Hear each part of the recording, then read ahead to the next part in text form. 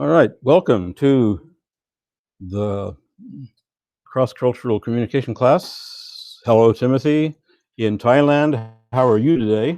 I hope you're doing well. And we're going to get started here in a couple of minutes with the material that we have been reading. But before, I wanted to make a couple of comments about the most recent quiz that you did. It was interesting. One of the rare things that happens is that every single student missed one of those questions. Every single one, including Tim. And that was number two. And number two had to do with Lingenfelter's primary basis of what he had to say had to do with cultural differences and that sort of thing. And that's not so. That's a big part. And as you read through his book, that's the thing that the most stands out. But one of the things I tried to emphasize when I did the survey with the PowerPoint, I tried to emphasize the fact that he said that the primary needs were spiritual, that the primary basis for forming a team and building a team was spiritual, that the primary considerations in a team were the spiritual development of the team members. And I made those in bold lettering and I underlined them because I know the tendency, and I've had the tendency to read some of those books and say, well, they're kind of leaving the spiritual off to one side and emphasizing this other. And I kind of get it because in some ways it feels that way because he talks an awful lot about culture, about default culture, about arrogance and control and power and all those things and relating them to the cultural differences that we have when we're forming a team like that. But at the same time, he does emphasize and he does let us know that even as he's talking about those things, that spiritual connection is the most important of all. So everybody missed that one. And normally, when everybody misses a question, that's counted as a bad question. It should be taken off and points awarded to everybody for. But I'm not going to do it in this case, okay? in other cases, I have, and some of you have been a beneficiary of that in some other times, but not this time. Partly because I want to emphasize, and that this helps emphasize the fact that in spite of everything that Lingenfelter says in his book, he is emphasizing the spiritual nature of what he called a covenant relationship, the covenant community. He is emphasizing that and the need for people to be in a right relationship with God as well as in a right relationship with one another. So other than that, most of you did pretty well on the test, and I'm glad for that. It's always heartening to see that happen. We have already mentioned, and I'm just going to, at the outset, mention again, there will be one more. As I said yesterday in the World Religions class, it probably is not going to be a major test covering everything. The things that I've been giving you that we've called quizzes have been like tests. They've been pretty big. They've been fairly complicated. They've covered a lot of ground. So the next one is going to be the same thing, okay? So it probably, let me check my notes here. It probably is going to cover session 6. No, probably won't cover 6 either. Probably cover today's and Fridays, and I will kind of evaluate that and look a little farther along to see what else we might stuff in there. But I think my personal feeling about teaching is that I want you to get information. I want you to understand the information and the reason for it. I think education is more, is, let's put it this way, education is less stuffing your head with facts and more helping you know where to find information, where to find the things that you need as you go through life. So just as an example, I could give you 20 sermon outlines and have you memorize those. And that would be stuffing your head with information. But if you guys are going to go out and preach or teach, how far will those 20 sermon outlines take you? 20 lessons, 20 sermons. You couldn't even pastor a whole year. I mean, you couldn't even pastor 3 months. Well, you could 3 months. You'd be but you couldn't pastor a whole year. Pastor about a half a year, a little bit less than a half a year, preaching one of those 20 sermons each Sunday. So, I mean, somewhere along the line, you have to learn to dig up your information, learn how to relate one thing to another, how to put things together, and that sort of thing. So, in my view, education is less stuffing your head with all these things and more helping you see the kind of the broad picture.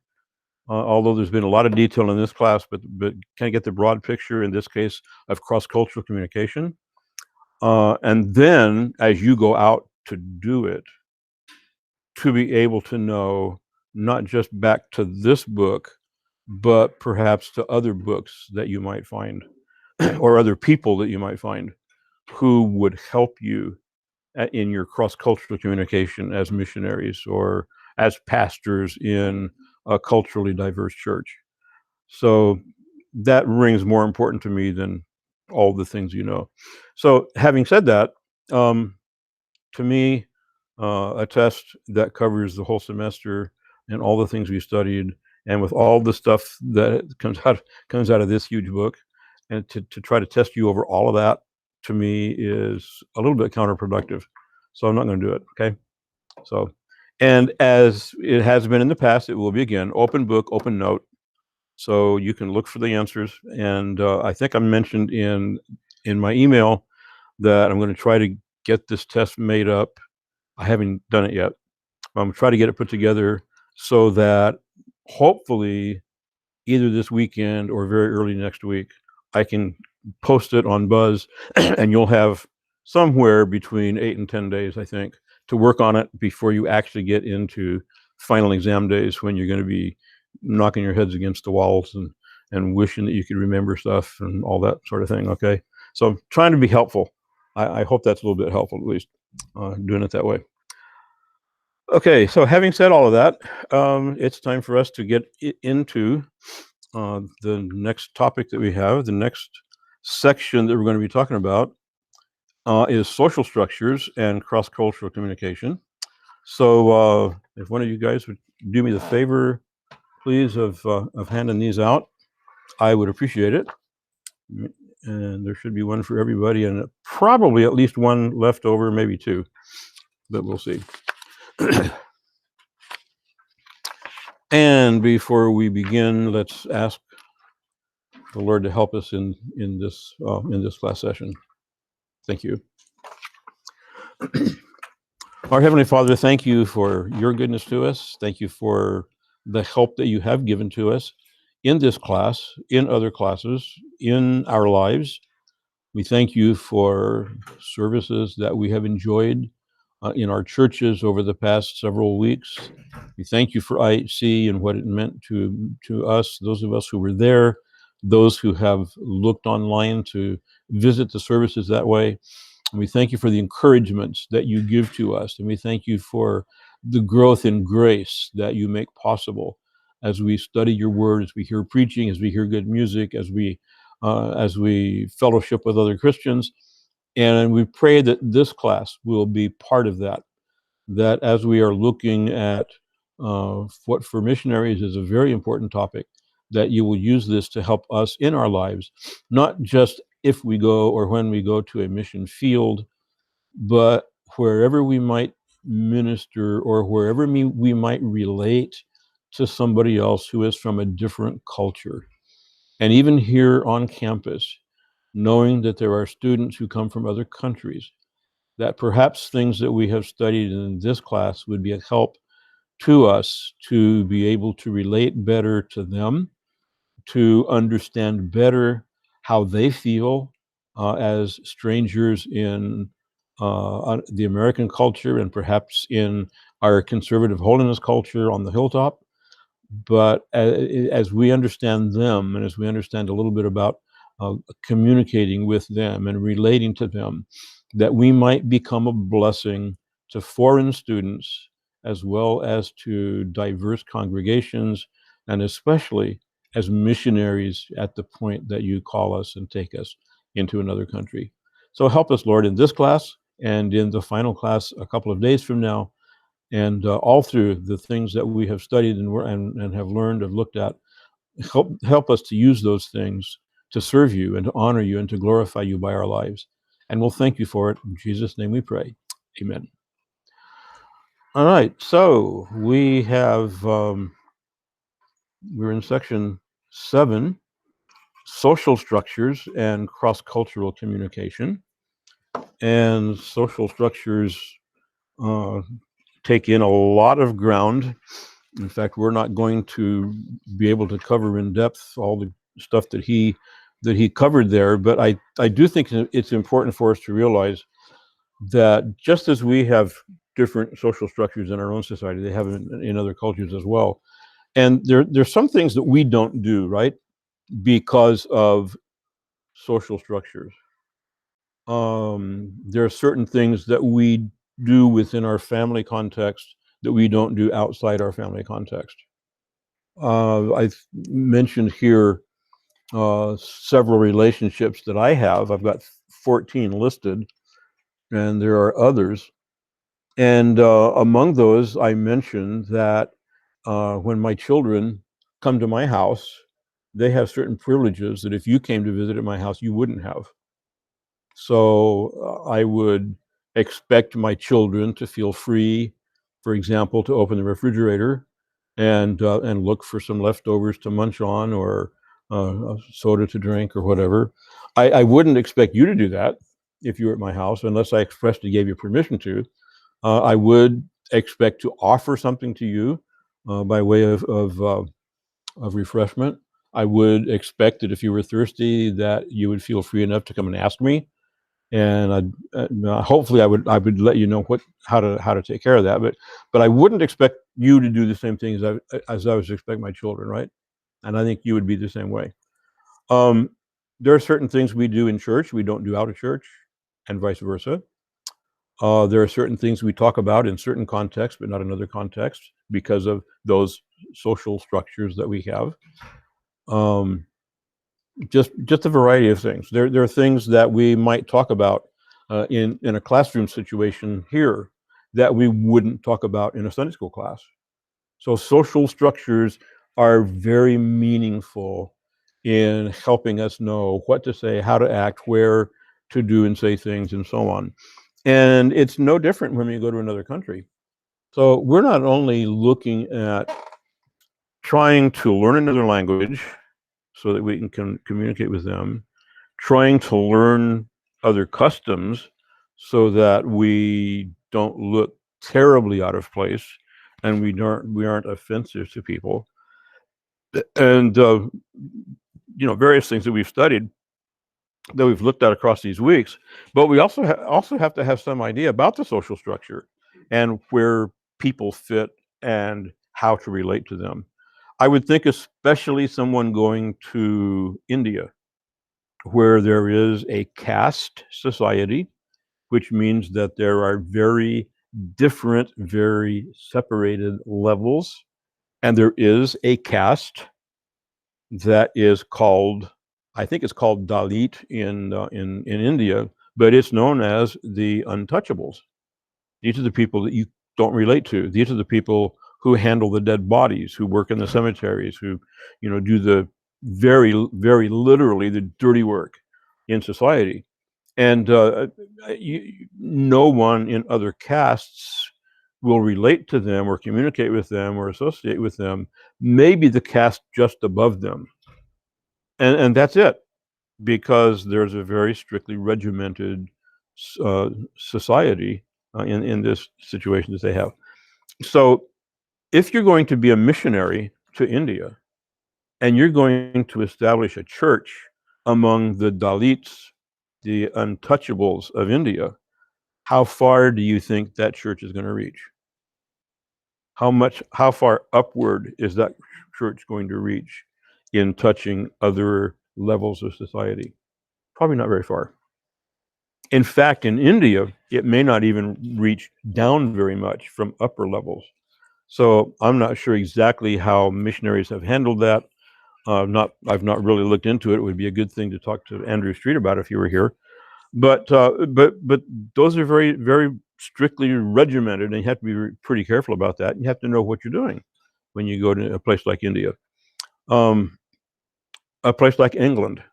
England is not strictly regimented that way, and yet England does have certain classes that sort of keep to themselves, and they're considered to be separate from regular society. So, we hear about the monarchy. We hear about Queen Elizabeth and Prince Philip, who just passed away. We hear about the people who are part of the royal family, the work that they do, the appearances that they make, the patronage that they give to different societies and different organizations, and so on. We don't talk a whole lot about other elements of society very much, but if you were living in England, you would be very aware of, for example, people who studied in certain universities, and they are culturally separate from people who studied in other universities, or the young people who went to high school in very exclusive preparatory schools, and they're very much set apart from other young people. They talk about ex-military men or even military men who wear what they call regimental ties, and the tie that they wear has a certain design to it that says where they served in the military, what unit they served with, and they wear that almost as a matter of uniform, even in their daily dress. And they are very aware in their culture of who they are, what they represent, how they should be approached, and all those kinds of things. So again, if you were even going to England, where they speak the same language that we do, you would but there are a lot of differences in the language. But you would have to be aware of those kinds of differences, structural differences. So those can be important for us to understand. And of course, when we go into that society, whatever it is, and we don't know something about the structures of that society, then the people are going to be watching us to see how we relate. Are we going to be these ignorant Americans who come in and don't know about us? They don't care about us. They haven't learned about us. They haven't bothered to discover who we are or what we're like or anything. Are you going to be like that? So that I don't know if I'm going to listen to you or not, because hey, you associate with the Dalits. I'm not going to associate with you because you preach to them and you visit them and you work among them. So you're not welcome in my part of the society. Um, and those are things that we have to be aware of as we go into another country. So looking at this then and moving into the second page, talking a little bit about the way the author introduces this section. He talks about some things that happened in the Bible, so the way in New Testament times structure functioned, or how it was crossed over, lines crossed over. And so he mentions, for example, Andrew, who met Jesus, and where did he go? He went to his brother Peter. He didn't go off to somebody else. He went to his brother, family structure. And his brother came to the Lord as well. But then you have Jesus, who crosses those structural boundaries, right? When he goes to the woman of Samaria. So he's talking to a woman, which is frowned on. He's talking to one who is actually an outcast in her own society, which would be even more frowned on. And he, a Jew, is talking to a Samaritan. So that's another structural thing that he has crossed over. And of course, Jesus did that deliberately, right? He did that to show us that spiritually, there are no boundaries. In God's sight, there is no separation. We are all one. But also, we observe in his activity, and we observe in the disciples' response to what they see. We observe that there are these structural things in society that we have to be aware of. So Peter and the disciples first took the gospel to fellow Jews. So that was a religious structure line. Later, they crossed that line when Peter went to Cornelius and took the gospel to the Gentiles. So those are examples both of following structure and ignoring or crossing over structure. Each of us is born into a culture with its worldview, which we've talked about. Each of us is born into a society, which we have also talked about. And so we learn in that culture, in that society, where we fit, who we are, how we're supposed to act, what we're supposed to say and do, etc.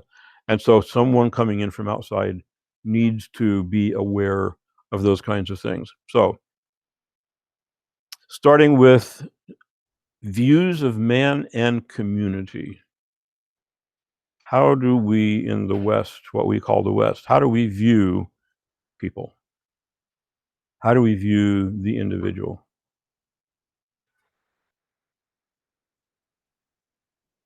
Is he special? Is he nothing? Is he, how do we treat people in our society? No, we're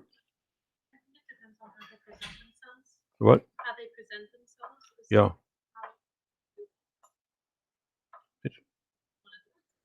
Yeah. Okay. Well, but the word that comes to my mind is individualistic. We are very individualistic, and in our society, that's how we act, right? We expect each person to make his way in society. We expect each person to accept his responsibility in society. We expect each person to get a job and support his family. It's not the job of the community to do these things. And so when we preach the gospel and we extend an invitation, we're extending an invitation to individuals to accept Jesus as their Savior. That's our mindset. That's the way we look at it. But when we look at the Eastern concept of man, man is not an individual. Man is part of a community. I really like the way he expressed it when he said it's the responsibility of the individual to submerge himself and promote the ends of the larger group rather than his own plans and desires. And so he goes on and talks about how in our part of the world, we have this little one-letter pronoun, I, and I is a word we use a lot, right?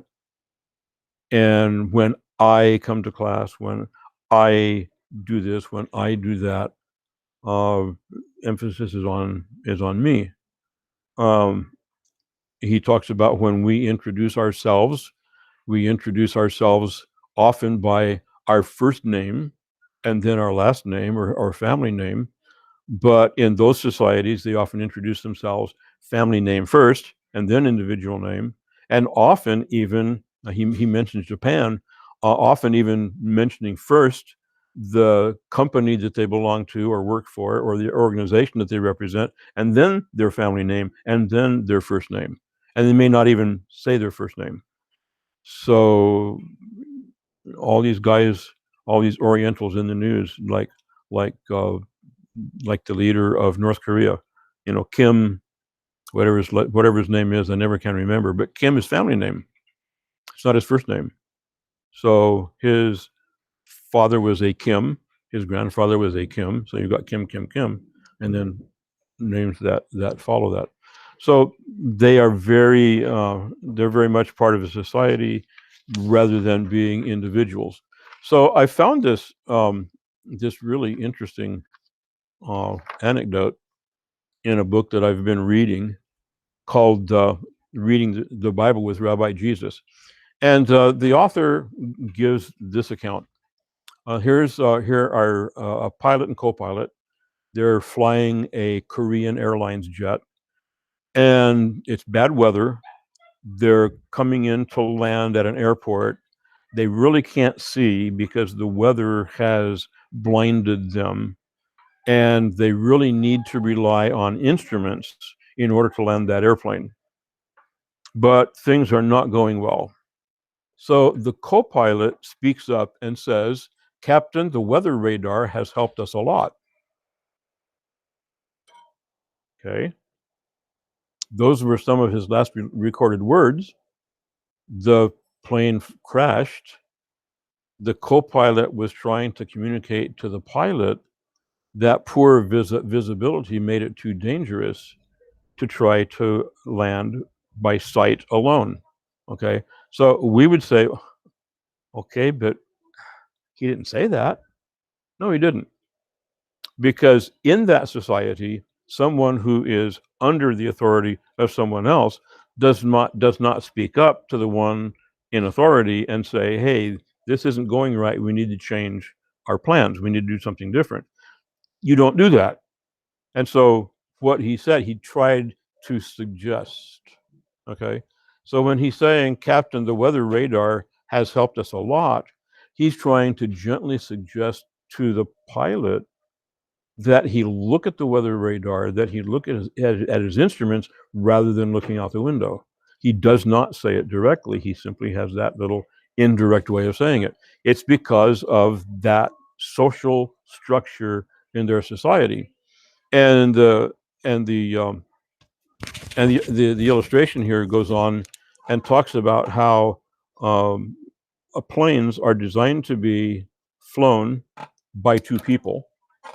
There's a lot of redundancy, a lot of backup stuff, and so they're designed so that one person is looking over what the other person is doing and making sure everything is right, making sure all the switches are thrown and all this sort of thing.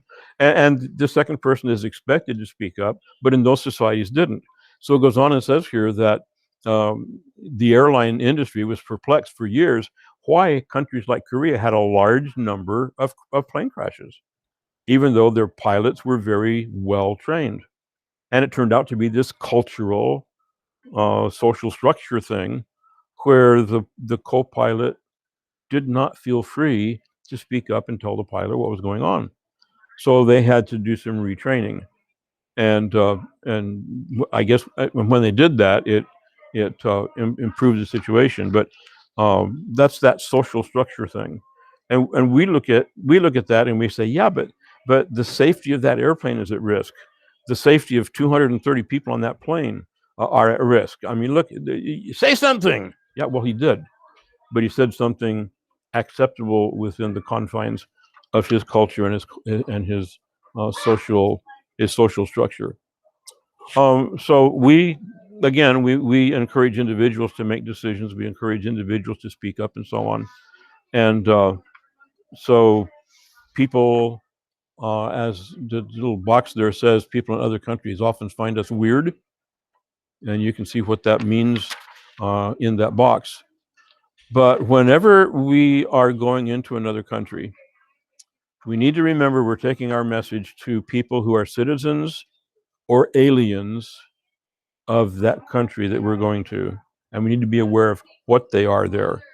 We're taking our message to people in free societies or totalitarian states, people who reside in cities or quiet villages or even in the country, and our approaches to all of them are going to be different. People who are members of families, whether they're immediate families, husband, wife, son, daughter, and so on, or extended families like aunts and uncles and grandparents and great cousins and whatever, and whether or not they talk upward, downward, or across these structures to others. And we need to be aware of those kinds of things. Not that we have perfect knowledge, but that there is something about us that says, okay, let's be careful. Let's learn who's who and what's what. so that we present the gospel correctly. So one of the major parts of this chapter, at least in my estimation, is this section on status and role.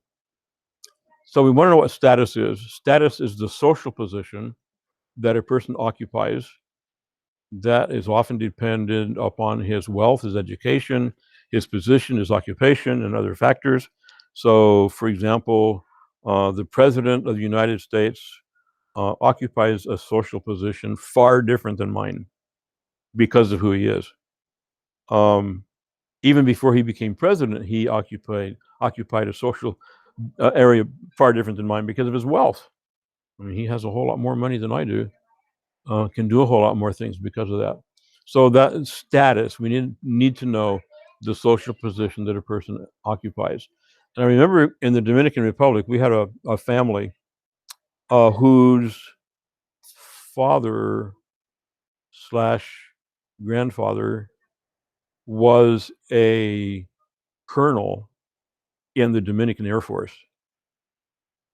And that made a difference in how we approached his family to some degree, but even how we approached him, how we talked to him, because he was the high-ranking member of the Dominican military, which at the same time made him a high-ranking pilot in the Dominican Airlines.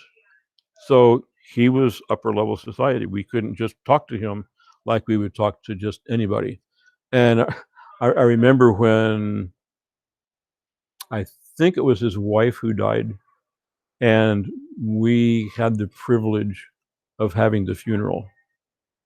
And I remember some of the things that we talked about, the other missionary and I, what to do, what not to do, where the funeral would be held, and other things like that, in order to preach a gospel message at the funeral, and yet at the same time observe those things that would be expected in the funeral of a person of relatively high society. So that's the status. The role are the actions and attitudes that we expect from a person at that particular status level. And roles can be very different depending on exactly what relationship we're talking about. So if we go back to page 1, I am a son. So my relationship to my parents before they died was one kind of relationship.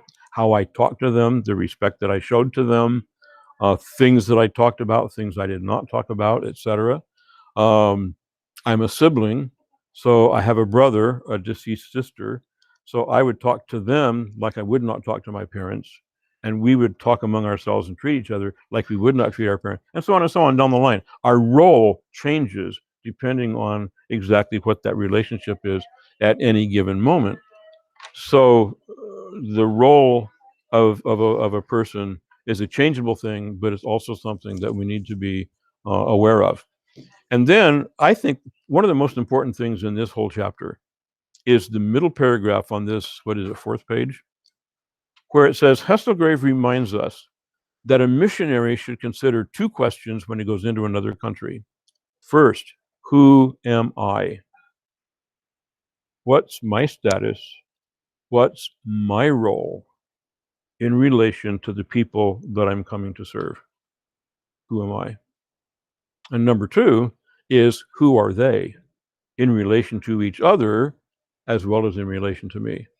How do they fit in that society? How do I fit coming into this society? How are they going to look at me? How are they going to consider me? What are they going to think about me? How do I need to conduct myself so that these people will look at me with favor and be willing then to hear the message that I have and hopefully even accept it?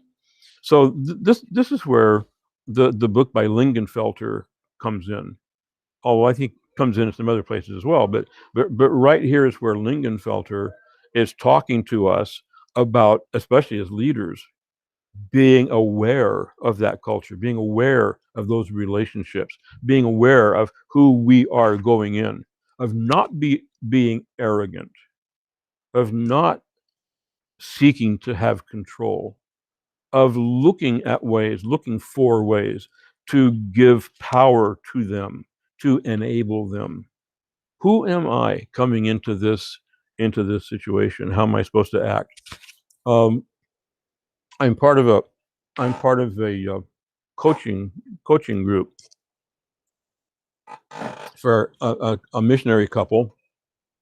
They're actually not married yet, getting married in the next few months, going to a mission field, and kind of working with HIM in Florida to just kind of help them become oriented to missionary life, missionary expectations, cultural expectations, and so on. And I was really impressed with another member of our coaching team who talked, actually responded to them in an email that all of us got to read, and told them about being careful of the very kinds of things Lingenfelter talks to us about in his book. Be careful of, coming in and wanting to take over. Be careful of those relationships with other people, and we want to empower them. We want to enable them, and so on. So, for what we're talking about in this classroom is something that's very much up to date, very real, and we're talking to missionaries right now along this line. So, what's my status as a missionary? Who am I going in? Okay, number one, I'm a foreigner. Always, always, always remember, if you go to another country, no matter how long you live there, no matter how well you speak the language, you are still a foreigner. And a lot of people will remember that for a long time. Some people will always remember it. Some people will always resent. Even if you live there for 40 years, there will be somebody who will always resent your being there because you're not really one of them. So we need to be aware of that. It can be helpful because sometimes there are those attracted to us and curious about us, and they want to know what we're like and so on. But it can be a liability, especially in a place where Americans are not liked or are not respected. And I think about the Dominican Republic again. The Dominican Republic was not a place where we as Americans always felt very welcome, especially among the general populace. And there was a reason for that. The reason being that many years before, there was a dictator with the last name of Trujillo who dominated that little island nation. And I mean, he ruled with an iron hand and was assassinated. But when he was assassinated, of course, there was turmoil in the country, different ones trying to take over, and so on and so on. And so, as a result of those things, the United States sent in the Marines. Okay, the Marines are the answer to everything, right? So the Marines went onto the island, and the Marines established order in the Dominican Republic. And there was military presence on the side from the United States in the Dominican Republic for a lot of years. And there were 2 or 3 great benefits that the Dominican Republic derived from our presence there. One of them was a highway system. Their roads were horrible before we arrived, but the United States gave them a decent foundation, at least, for a highway system. Their whole customs situation, the regulations and the system of examining goods coming into the country, collecting taxes on those goods, and so on, and their whole customs and customs duty structure comes from our presence in their country, and they benefited from that greatly, and they admit it. They say so. But even though there were 2 or 3 or 4 real benefits from our being there, they still resented. Okay, Trujillo, if I remember correctly, ruled in the 1950s. We were there in the 1980s, maybe it was 40s, because it was 30 or 40 years after Trujillo and several years after our military intervention when we were there, and there were still people who didn't like our being there. Not so much me as an individual, but Americans in general, which means that there were times that I, as an American, was in a situation a little bit a little bit uncomfortable because of those structures. I am a foreigner, and they resented that intervention. So I always need to remember we're foreigners. Number two, we're guests. Remember earlier we said that a missionary cannot demand a hearing? We said that 3 or 4 lessons back. A missionary cannot demand a hearing. We can hope for a hearing. We can invite people to a hearing. We can invite people to a place, a time when we're going to preach a message and so on, but we can't command them to listen to us. We can't command them to accept what we say. We're guests. And so everything we do, every relationship we have, every method that we use, we have to understand that we're invited into their country, we're guests in their country, and we need to act in such a way that they know we know that we're guests. And again, going back to Lingenfelter, well, forget arrogance, forget the desire to control, because we're foreigners and we're guests, so we can't do those things. There will be some who accept us, and I have good friends in the Dominican Republic and in Guatemala, people that I communicate with to this day. But there are others that I can think of who never accepted me as an individual, and we'll never have a relationship, or we'll never communicate, just because there are people who like us and people who don't. Okay, so number one, I'm a foreigner. Number two, I'm a guest. Number three is one that I changed a little bit. I've changed the wording a little bit. He says something about being an expert in religion. I changed that to say I am knowledgeable about religion. But I think we have to be knowledgeable. We can't be experts. There's nobody who can become an expert in every religion. So, but we need to be knowledgeable, have some idea about what other religions believe, the kinds of things other religions demand, areas in which they differ from Christianity, and so on. So those of you who are in that world religions class, that's the reason for that class, to help us understand some basic differences between Christianity and other religions, Christianity and false cults. Because if we don't know those things and people come to us with questions about those things, we either need to be able to answer those questions, or we need to know where to go to find the answer, to be able to come back and tell these people what they need to know about those religions. So we're expected as missionaries to be knowledgeable about those things. I like what he says, that quoted here at the end of this paragraph. He says, a missionary can expect to be successful as a communicator of Christ only so long as he provides good responses to their questions. So, good reason for us to study more than just the Bible, and more than just about culture. So that's our status as missionary going in. How about the statuses of our respondents? How do they view each other? What roles do they play, and so on? And so he tells us there are some people who are marginal. They live on the fringes of society. So it might be because they're poor, might be because they're not well educated, might be because of bad moral character.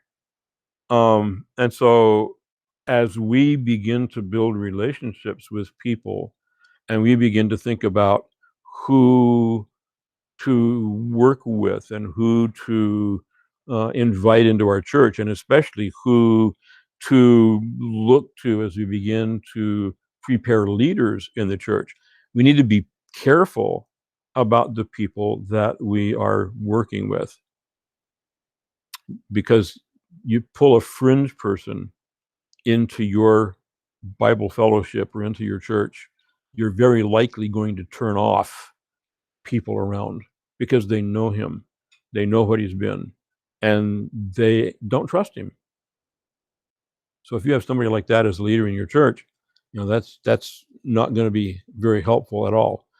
And Hesselgrave points out that here in our country, in our society, we often look at the person who was really bad, but he gets really saved, and so there's a total change in his life. Wow, this is wonderful. This is really great, and it is. I don't want to demean that at all. But we often look at that kind of an individual and say, "Oh, such a wonderful change in his character and in his person and so on. Let's make him a leader." Well, in our society, that may be okay. But we take that mindset into another society, and we take that person who was of bad character, no matter what he is now, we can't put him into leadership, at least immediately, until he proves himself. Okay. And remember in Lingenfelter, that one situation where the missionaries tried to put translators into position because of their education, their knowledge. And I think it was the Thai people who said, no, no, no, we want them to have time to prove themselves. And they were looking at 7 to 10 years for these people to prove themselves to actually be accepted as leaders. So you want to be careful about people who might be on the fringe. And I think we made that mistake. I'm talking about us in the Dominican Republic. I think we made that mistake in the village where they started to work, and the man who became one of the main people in the church, the one who was most open in his invitations for us to come and preach in his house, preach in his front yard, and so on, was a man who had been a mayor of that village in years gone by. And so the missionaries who went in there first said, "Oh, well, this is good, because if we have the approval of the former mayor, then we have the approval of somebody who can really help us." Well, what we learned later was, yeah, he was a former mayor, but he also was a man who was not well regarded in the community. So, okay, we had services in his house, we had services in his yard. He helped us purchase a property, and we started having services there. But I'm thinking back into the 1980s. Okay, we're thinking, let's it's not it wouldn't be quite 30 years ago, but well, no, school wouldn't be quite 40 years ago. It's awful to think that I say those kinds of things now. You know, um, the other day in church, they asked for people over 65 to talk about how God's been faithful in their lives, and I suddenly realized you draw that line, and I'm there. I'm not down here. That's scary. So, but anyway, somewhere in the neighborhood of 35 to 40 years ago, we established that work in that village in the Dominican Republic. Okay, so here we are 35 years later, and it has never really grown. It's never really become established. And I think I can think of 2 or 3 or 4 reasons for that, but I think a reason is that we got started with the wrong person. Somebody who we thought was well regarded, but somebody who was actually on the fringe. So these things do matter. And I I remember a missionary in another country, but who I was associated with, and I talked to him at one point about having a church maybe in one section of the city for one class of people, if you will, another church over here for another. And he said, "Oh, no, no, no, not going to do that, not going to do that." He said, Paul said that he was all things to all men, and I'm going to be all things to all people. And so he's still in that same place. He doesn't have a church. He doesn't have a congregation. He is handing out literature on the streets. He has never had any kind of solid work at all. And I think one of the reasons is because he wanted to be so broad-minded in his outreach to all kinds of people that he never really focused on people who could be part of a growing congregation and establish a church. So be careful about that. Some people are marginal. He talks about some people who are influential. It might be because of prestige influence, because of their prominence in society, or because of their wealth. It might be a personal ability because everybody knows how smart they are, or how well they've done in business because of their business acuity and so on. It might be because he's a formal leader. It might be because he's just one of those people they look up to, and those are things to be aware of. He gives an example about on page 470 about missionaries making use of natural leaders or opinion leaders in spreading the gospel. And those of you who were with me in the last semester in the Doctrine and Practice class remember the story about Bruce Olson and how he used Bobby as the main person to spread the gospel in his society. It wasn't Bruchko. It wasn't Bruce in the beginning. Bruce came to the point where he could preach to them and teach them, and they would accept him. But in the beginning, it was because he found somebody, right, who communicated well, who accepted what he had to say, and then was able to communicate that to the society. You're all probably young enough. I don't know if you remember the name Mesgen Tedla. That familiar to any of you? Okay, he was a missionary. He worked with Evangelistic Faith Missions for a long time. Had his own radio program for a long time. He was Ethiopian or Eritrean. Great guy, great preacher. I thought a lot of him. He's really, really friendly guy. And I remember one time we were in a missionary meeting somewhere, just talking about doing missionary work. And I remember we asked him the question as a national, as an Eritrean, okay, Brother Mesgen, what would be the best way for us to go into another culture and teach them our biblical doctrine and teach them our standards of dress and behavior and so on? And you know what he said to us? He said, find one or two people in that society who believe in those things and train them and send them out to do this teaching, because they will be accepted when you won't be. Wow. He's speaking to the very kinds of things we're talking about here. That opinion leader, that natural leader, that one who is able to communicate within his own culture. And then he says in the next one, point 3 on this page, some leaders are good speakers or orators. For some reason, the excellent speaking skills and abilities of such people often rate more highly than other factors, and that's really true. He said almost all societies have special place for the individual who can speak persuasively, and I've got a comment in the next paragraph that I know some excellent missionaries, people who on the field have done the work. They have been great missionaries, but they are not good communicators. They do not present themselves well in public services in the United States, and they struggle for support. I know other missionaries who don't do nearly as well as missionaries on the field, but boy, they have an impact. I mean, they know how to present themselves. They know how to present their work. They know how to talk, okay? And they come into a congregation and they wow the congregation with their speaking ability, or with their PowerPoints, or with their visual aids of other kinds or whatever. And they wow the congregation and they get all kinds of support, and they're well-supported missionaries, but on the field, they're not really doing a whole lot.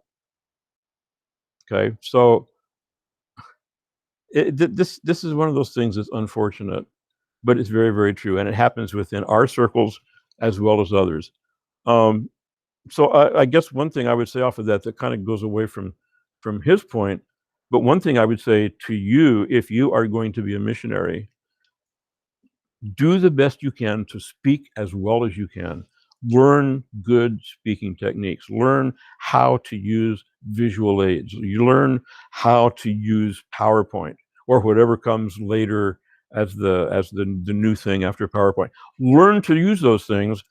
Be good missionaries, but be good speakers when you come home, because it's not how well you serve on the field that's going to get your support. It's going to be how well you present yourself to the congregation. And I've seen it over and over again.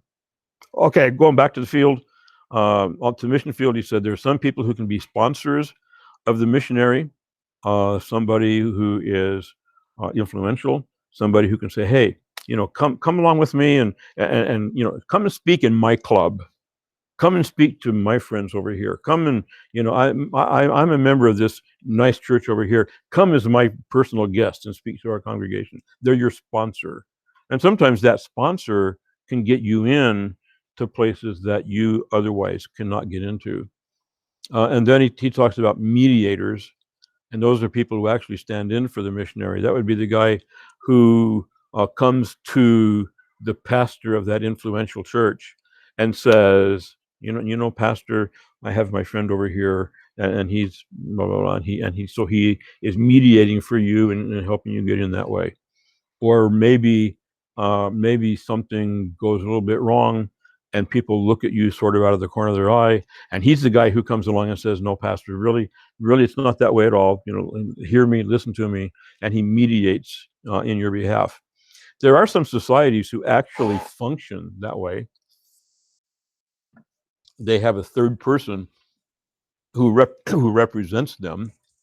I think about Ghana, and I remember being there a couple of times, but this one time in particular, I was speaking in their Bible school, and I remember talking one day out of Matthew 5 and Matthew 18, where Jesus tells us in the one place that if you are praying and you remember that your brother has something against you, in other words, you did something to offend your brother, leave your gift at the altar and go and be reconciled to your brother, and then come back and pray. Okay, so more important to correct that relationship even than it is to pray, which is interesting, isn't it? Then in Matthew 18, he says, if your brother offends you, okay, that's the other way around. He did something against you. And he tells us three things to do. One is you go to your brother and say, this, whatever, and could we work this out, and everything be fine? And if he doesn't listen to you, then you take somebody else with you. And you say, could we do that? And then, of course, in the third place, he doesn't listen to you and your friend, then whatever it all means, you treat him as a heathen and a pagan and so on. So I preached that in chapel service. And I was going with Leroy Adams, the missionary, to the nearby city to do some business. And as we're driving along, he says, what you said in chapel this morning, it's very biblical. I mean, it's right there in black and white. But he said, here in Ghana, nobody goes directly to somebody else when they have a problem. You always send an intermediary. You might go with the intermediary might go alone, but you never approach the individual by yourself. And I thought, wow. I went back to chapel the next morning and I said, you know what I said yesterday? In your society here, what I understand is, we can probably adapt to that. So if your brother offends you and you have this system of someone else going to speak for you, go ahead and do that, because the end result is going to be, hopefully, that we restore relationships and so on. So one of those things for us to keep in mind about people being mediators. Okay, goes on then and talks about kinship or kindred and lineage. And we're not going to talk about a lot about that, except to say that the old saying that blood runs thicker than water is very true. And how families relate to one another is very important. So I produced for you a little family relationship chart based on my knowledge of a family in Guatemala. I remember being in the little village of Pino Dulce, which means sweet pine. We were having a church anniversary, having church anniversary services over a weekend. And I remember this man, Angel Rodriguez, I remember him standing to testify and saying that I used to tell my sons not to go to that house over there because that's where they gambled and lost their money, not to go to that place over there because that's where they drank and caroused and got into fights and so on, not to go to that house over there because that's where the prostitutes were and didn't want to get involved with them, and not to go over there because of whatever. I told my sons that, but then he said, I noticed that my sons didn't listen to what I said. They did what I did. Now, he was going to those places and telling his sons not to. So he was thankful for the gospel that came to him and for salvation that came to his heart. And he said, when I got saved and I quit going to those places, then my sons also quit going to those places. Okay, family relationship. So then just take a look at this. Here's Angel, the father. On the left there is Angelito, who is a pastor. I'm pretty sure I think he's dead now, but he pastored for a long time. Dropped down from there, he had several sons, faithful in their local churches, good Christian lay people. And then you have Alfredo, another son. He is still alive today, still pastoring today. In fact, I've seen him on some Facebook things during the coronavirus deal. He's pastoring, has a son named Otoniel, who was the Youth Society president on a national level. And then he had another son, Jose Maria, who had his own sons, faithful in local churches. Then he had a daughter named Eduarda. She had a son who was a pastor, a daughter who was a pastor's wife, another daughter who was a children's worker, another daughter who was the Youth Society secretary, another daughter who was a Bible Institute student at that time. And what this is family relationships. And what a family relationship did in spreading the gospel. And not just spreading the gospel for people to be saved, but for people to become leaders in the church. Definitely followed family lines. And in the parenthesis down below, he also had a brother who was a faithful believer for a time. And he had 3 sons who were local preachers and pastors. And he had 2 grandsons who were preachers. So there's the family ties that are reaching out. And I saw that over and over again in Guatemala. This is probably the best example, but I've seen it in other places as well. And we sometimes think, oh, we don't want a church to just be all family.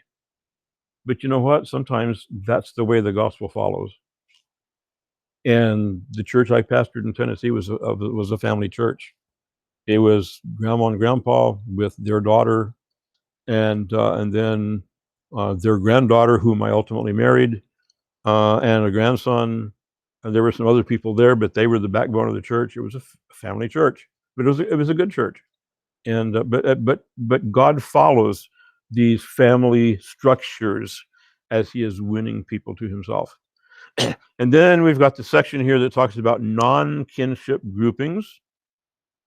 All social groupings are important because they enable us to identify and evaluate the communication process in a given culture. And so we come to the idea of class. We earlier talked about the caste society in India. The United States is known as an open class society. This basically means that any class, upper, middle, or lower, is open for anyone to attain.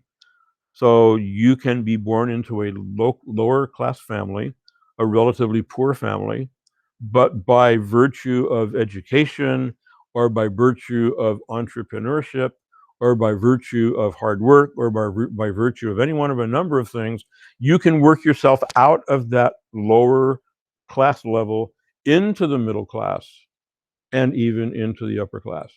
And we have so many rags to riches stories in the United States because in our country, it's possible to do that. In other countries, it's not. I've got it on here as an example, FedEx, because if I remember correctly, FedEx began as a small business in this guy's garage, but it's expanded now to a worldwide multi-billion-dollar business that probably most of the time does a better job than the U.S. Postal Service. So that's open class society. Other countries are known as closed class. Spain and India are examples of those. Person in the lower class knows his place, only communicates with people in higher class in prescribed manners and for certain reasons. England is another example, not as tightly closed as Spain, but you're not going to find somebody, typically at least from the lower class, becoming a member of the royal family. And I'm not sure if this is a really good example of that or not, but just think about the recent situation with Meghan and her hubby. Um, just think about what's happened with them. Okay, I mean, there's more involved because of her being biracial that apparently has affected that situation. But she would be considered a commoner and a foreigner, and she marries Harry and comes into the royal family, and she doesn't understand the royal family. She doesn't know how to act in the royal family. They tried to teach her. They tried to show her. They taught her all the things she needed to do, how she needed to act, how she needed to relate. She rejected all of that, and what's happened? There's been a big blow up, and Harry and Meghan are here in the United States, and it's a relationship, a family relationship that probably will never be restored. So those class things can come into play in a lot of places. Just quickly, horizontal and vertical communication. Horizontal communication basically means we're talking to people on our same social level. So that's easy for us to do. We relate well that way. There's a lot that says there's a greater volume because we do a lot of it. That's where most of our communication is. There's high persuasion potential. That's because it's easy for us to persuade somebody who thinks like we do, sees things like we do, and so on. But there's not much prestige in it. Okay, you're you and I'm me, so big deal.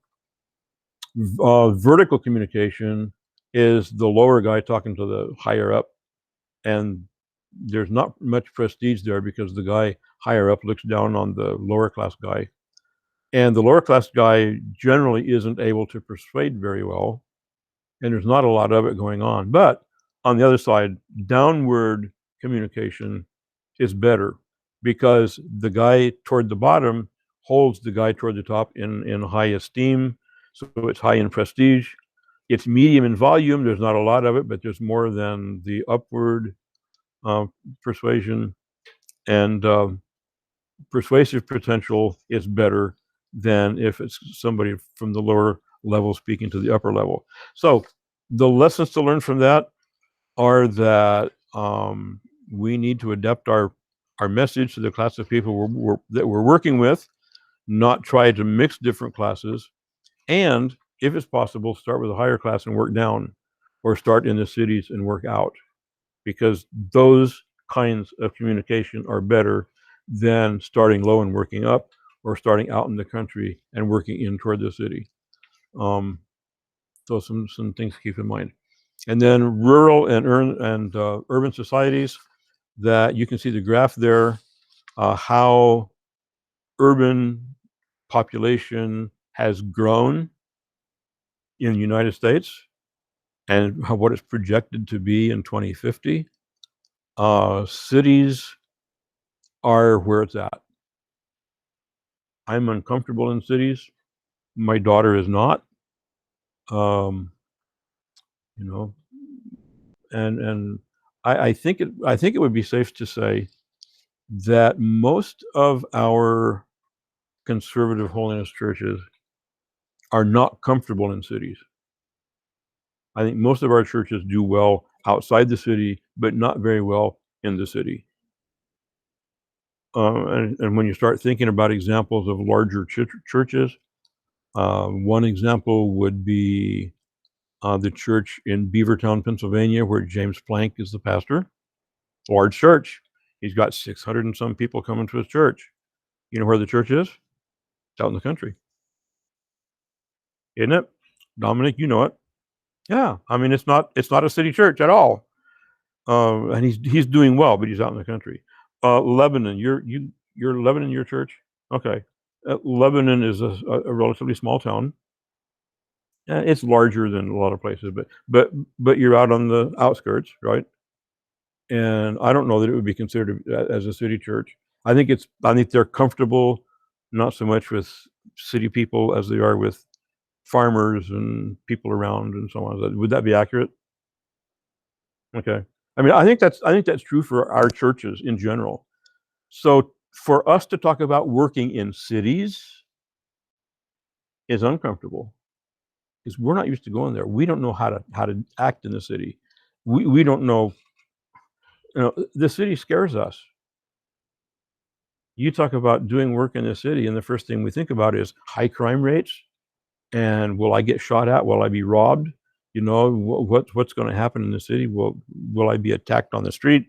And all kinds of stuff. And then you hear somebody like Eric Heimlich or even Steve Gibson, and they talk about some of what has happened in the city. And I remember Steve Gibson talking about driving a van. He pastored a city church, a city mission church for 5 years, I think it was. And he talks about driving a van that had bullet holes in it, because people shot at the van. Okay. So a lot of us think about that and we say, oh, okay, you can do that, but not me. I'm not going to the city.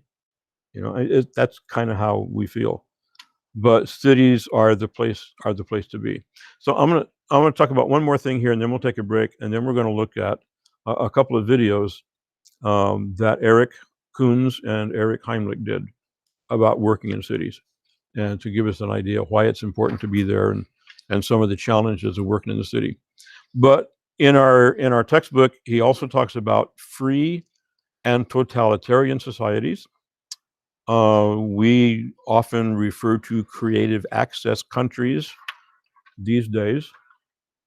Creative access, and to a degree, even totalitarian, can be because of politics, but it can also be because of religion. So Iran is totalitarian because of the Islamic religion. China is totalitarian because of the communist government.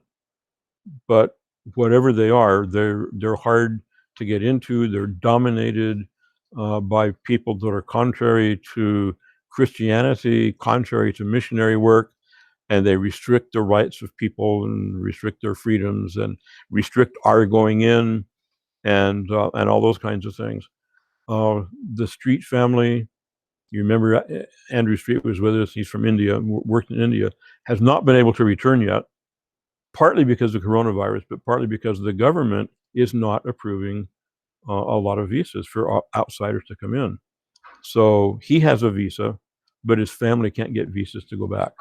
So they're not there. So it's kind of interesting that Iran, for example, is considered to be the fastest growing Christian community in the world right now. That more people, percentage-wise at least, more people are being saved in Iran than any other country in the world.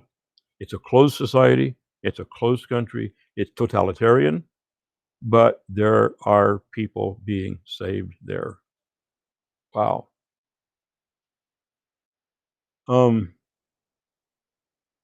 And China, we've often heard that the church in communist China has grown more under the harsh rule of communism than it did before, which is very true.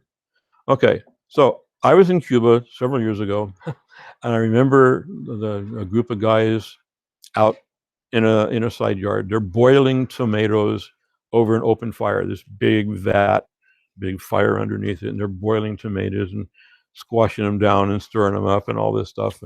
And so I watched what they were doing, and they're making ketchup and making tomato sauce. They had pop bottles, with the little crimp top that we used to get all the time, and they had that kind of bottle. They had somebody out there washing the bottles and running them through hot water to sterilize them. They had a special apparatus to crimp those bottle caps on top of the bottles. You had a whole operation out there, and they're really going strong on this Saturday morning. They started early and they worked all day. So I remember walking out, watching them, here's what's going on. So I said, okay, what are you guys doing? So, well, we are making these things to sell. And they said, we're part of the local commune. Okay. That's how the communist government operates, with communes. Every commune is supposed to grow crops or produce goods or whatever they are there for. They're supposed to do that, and the government takes whatever they produce. Except that the Cuban government had adjusted some things to say, you guys have to give us so much, but anything over that, you can boil down and make tomato juice and tomato sauce and ketchup and sell it for yourselves. So they were beginning to understand that capitalism works. And even in the commune, people who had the hope of being able to earn extra at the end of the growing season did more and worked harder to have a better crop so that they could do this kind of thing at the end. So that's what they were doing, and I was really interested in what they were doing, and it all of a sudden occurred to me, I am in the presence of Christian communists. Okay, now you have to understand what I mean there, right? They were Christians because they had been saved. They were communists not because of what they believed. They were communists because they were part of that communal system that the government enforced. So they're communists simply by being part of that country in that commune system. But they were Christians. And that helped me see, and then some other experiences have helped me see, that even in places like that, God has people. I've had the opportunity to visit China one time, and I remember going to a Sunday morning service in what was considered to be one of the government, um, I think it's 3C churches. And I remember going in there with the missionary.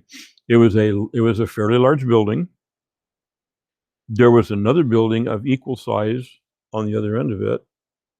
The building that we were in was full. There were television camera and monitor and microphones there, because in the other building they were doing closed circuit television into that building of the service, and that building was packed as well. Okay, communist China, uh, on the edge at least of Beijing, the capital city, and here is this large church. I'm going to say there had to be 200 people in this building we were in, and another 200 people in the other one. So here we are in China, and I'm looking at 400 to 500 people packed into these two churches. I'm sitting there waiting for the service to start and looking at people sitting over here to one side, people who I don't know if they have their own Bibles or if they have to read the Bible when they come to church. They definitely don't have their own hymnals, so they can't sing at home except by memory. I remember people before the service began sitting over to this side toward the front, reading their Bibles, reading their hymnals, praying. It was like they were having their private devotional time before the service started. I was impressed. I mean, these were people who really meant business. And then the sermon was a good sermon and so on. I remember asking the missionary after we got home, okay, so the government tries to control things here, and the government supposedly tells these people what they can and can't preach and all of this. So I said to him, why is it that this government-controlled church that we were just in this morning had so many people, and there were people in that congregation who were obviously intent upon their faith, who were obviously uh, involved, It was obviously meaningful to them. And I'll never forget what he said to me. He said, "Brother Steve, wherever there are hearts that are open to the Holy Spirit will come to those hearts. Wherever there are people who are seeking God, the Holy Spirit will find a way to reach them." Wow. So we talk a lot about creative access countries, and they're difficult for us to go into.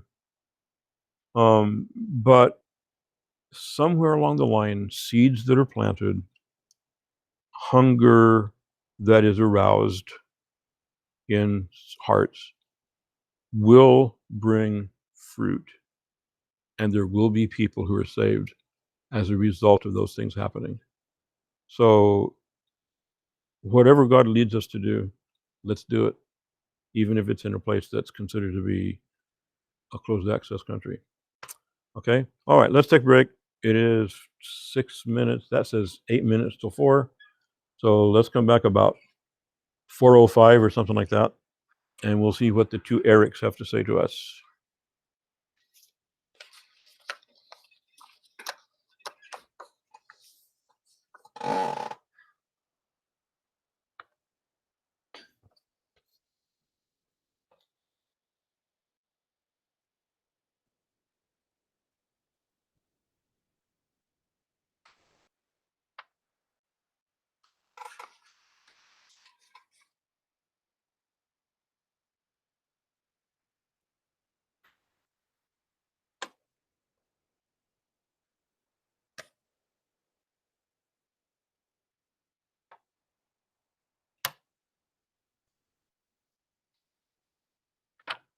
How's your mom, Brianna? Really? Good. Glad to hear it. I'm sure she's glad, and I know you are too. She's she's been she's been through a lot, you know, but she's done well, and her attitude has been priceless. So, and from things that she has said, I understand that your dad has been very supportive, very helpful, very hands-on with her to see her through it. Good. Fantastic.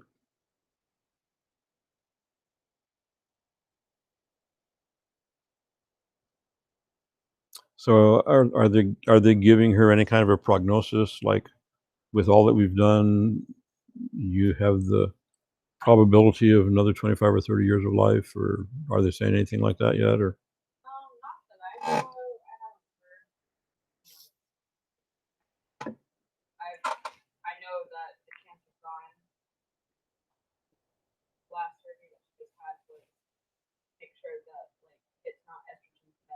Mm,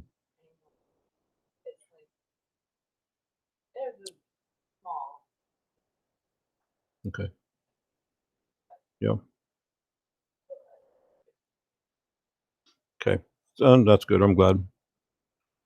Good. Cancer's scary. You hate you hate to hear that C word.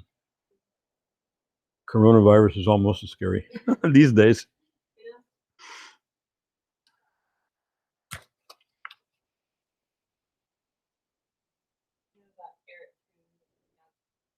Really? Wow. Yeah, Eric Coons, between Eric and his wife, there are a lot of family relationships, and if not family, friend relationships. I mean, wow. Um, I've met his mother-in-law and one of Hannah's sisters.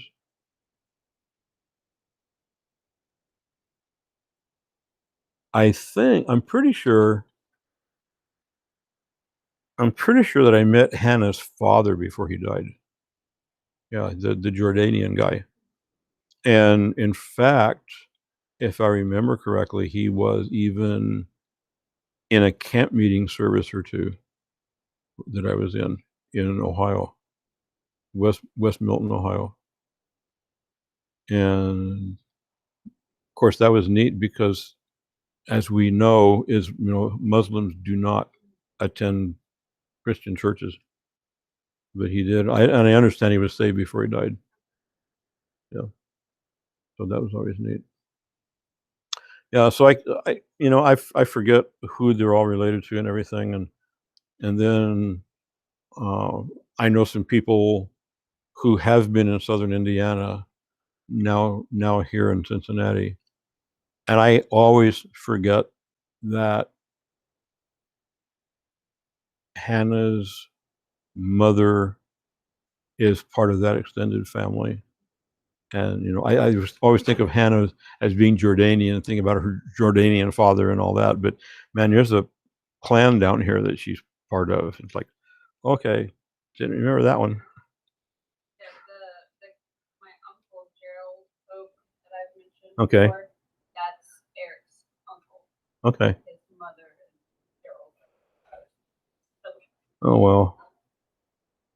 Oh, interesting. I've got a family out there. It's all over. Yeah. Yeah. Yeah, and of course Hannah has her special ministry.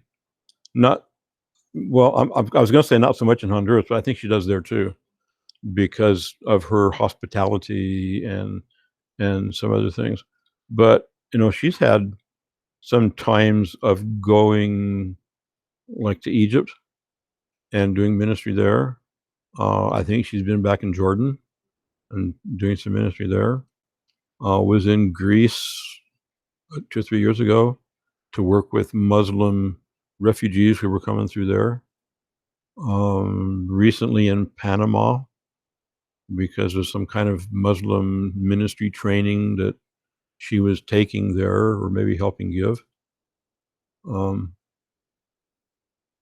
it's kind of interesting that in Honduras, I don't know how well defined this is now, but in Honduras there have been a lot of I'm going to say Arab peoples. How Islamic they've been, I'm not sure, but especially like in the auto parts industry. Man, I remember driving through small towns and larger cities where auto parts stores had Arabic names. I mean, it was obviously these people were from over there somewhere in the Middle East.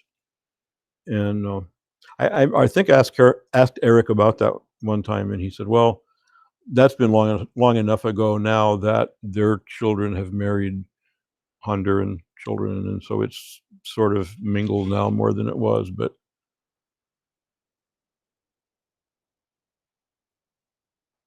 I always thought that maybe Hannah would find some ministry because of that.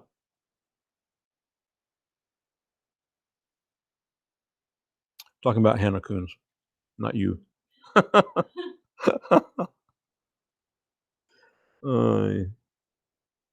So is your extra workload these days a little bit because of some quarantining or? No, it's just the students and teachers are taking longer in the academy. Like they're like, oh, it's the end of the year, we can slow down. It's like, no, I still have classes. So I run late to a lot of things. Yeah. So yeah. So you do some cleaning over there or something after class or what? No, I do resets with the kids. Oh, okay. So I have to take them on Tuesdays down to the gym and then wait for them to switch out classrooms. And so I have to wait with them. And then the teacher sometimes takes an extra 5 minutes. So I'm just staying there with the kids, and I have to bring them back down to the academy, and then I have to go back to my room, grab my stuff, and then brush up here. Oh my, yeah, yeah. So is this part of what do you call it? Student work program thing? Okay. So you're getting some experience. And are you looking at a teaching degree or working in education or? I was in the teaching program, I switched to a bachelor's in integrated studies, so I'm doing both education and missions. Really?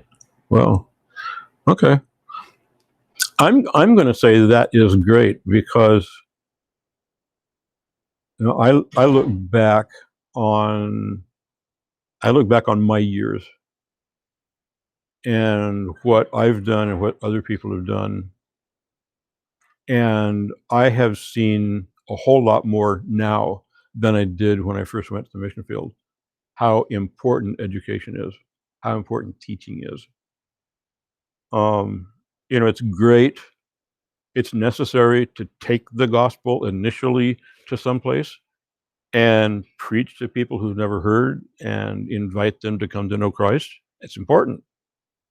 But the reason why we have stable churches today and people who are strong in their faith and so on is not because of that initial salvation experience. That was the start.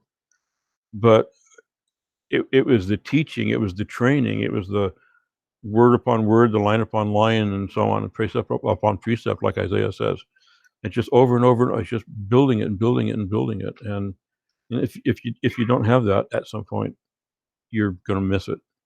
And I look at a lot of different places. I look at our own work in Guatemala as being pretty successful because of that. We had a good Bible school program. There was a good training program. It was taken over by the Nationals and it was changed, but it's been every bit as effective, and they're still producing pastors and so on. And so missions and education go together well. I hope the Lord uses you in some great ways that way. So, okie dokie. Well, one more to wait for it, and then we'll start these things up. But have you done some student teaching or some practice teaching or? Not officially. I've subbed like once or twice. Okay. But it was like, the last hour of school. Okay. Okay. But you have had to put up with kids that were, and especially at the end of the day when they're ready to go home. Yeah. And this is not my time. Yeah. That's the hardest, probably the hardest time. That and the week before spring break. Oh, before any break, or even the weekend. They're terrible. Okay. But teachers aren't. Yeah. No. Of course. Yeah. We're just smooth and consistent and all that good stuff. Yeah. Okay. So as I was reading through these chapters on social structure, and especially got to this section on urban versus rural ministry, I thought that to provide us with some variety and also to hear from a couple of voices of experience, that we could hear what a couple of people have to say. So I hope I have everything set up here correctly so that we can hear, first of all, from Eric Coons, missionary in Honduras, working in the city. Greetings to everybody. I guess I'm addressing the cross-cultural communication class at God's Bible School. I'm not sure who all is in this class. I'm assuming that some of you were probably just with us in Honduras on a missions trip. If so, I hope you made it home safely and you've recovered well. So I want to thank Brother Height for the invitation to share a little bit today, answering some questions on ministering in the cities versus ministering in rural areas. Hannah and I, we've been working with Hope International Missions for over 15 years, and our main ministry has been in the cities. We're working in the capital city of Honduras in Tegucigalpa. And so we do have some years of experience in those kind of settings, and God has helped and worked. And so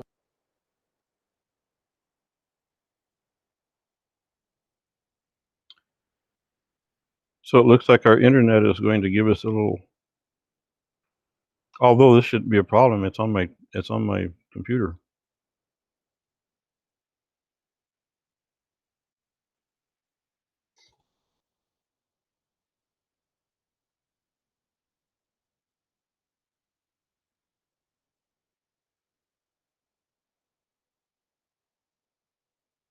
Oh, it's wonderful when all these things happen that shouldn't happen.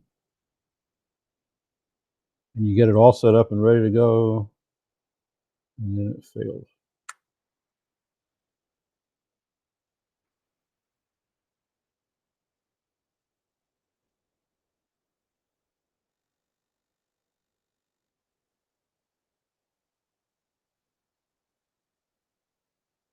Well, let's go to this one and see if it works any better. And I am going to answer a few questions here for Steve Hyde's class. He asked me to address a few issues related to city ministry. And so the first question he asked is, why work in cities? It's a good question. And I think the simplest answer is that's where people are. Right now, today, over 50% of all people in the United States, population-wise, are located in urban places. In fact, if you count some of the smaller metropolitan.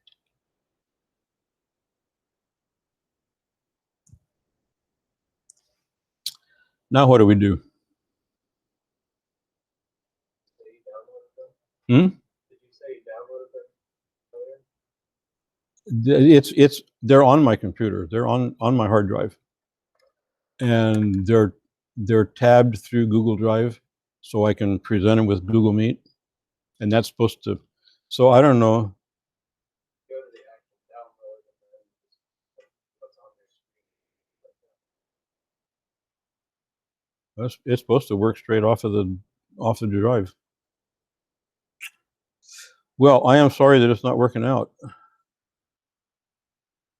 I was really looking forward to you hearing what they had to say, because they both of them talked about some of the things about cities. For example, the fact that family structures tend to crumble when people come to the cities. They get away from family ties and so on. So family ties are not nearly as close as they were back home. So it becomes harder to work with people and relate to people. Gangs become the family for these people who have come to the city, and their families are all back home, and they don't have people to relate to. They feel lost. They feel alone. So the gang fills that void for them, and that becomes a real problem.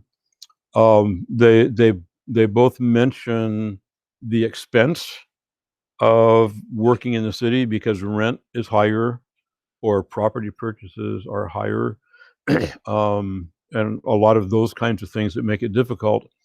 And yet, at the same time, in some ways, working in the cities is easier because there is more opportunity for jobs and for people to earn a living and to be able to afford a decent living and so on, to be able to relate and so on. So I'll see if I can figure out what happened with those and why they gave up on us. I certainly wasn't looking for that to happen. So let's go on to the next one, which will at least partially cover. If one of you guys can do me the favor one more time of handing these things out, and there probably will be one left over like there was before.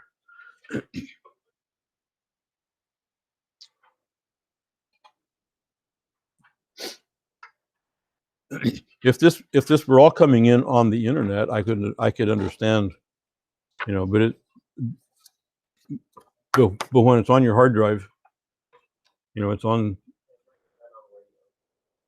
Well, that may be too, but you know, the whole thing is you set it up on a tab in Google Drive, and then you present off of that tab in Google Meet, and that's supposed to make it work. So just goes to show all these wonderful things that we have work. Sometimes they don't work.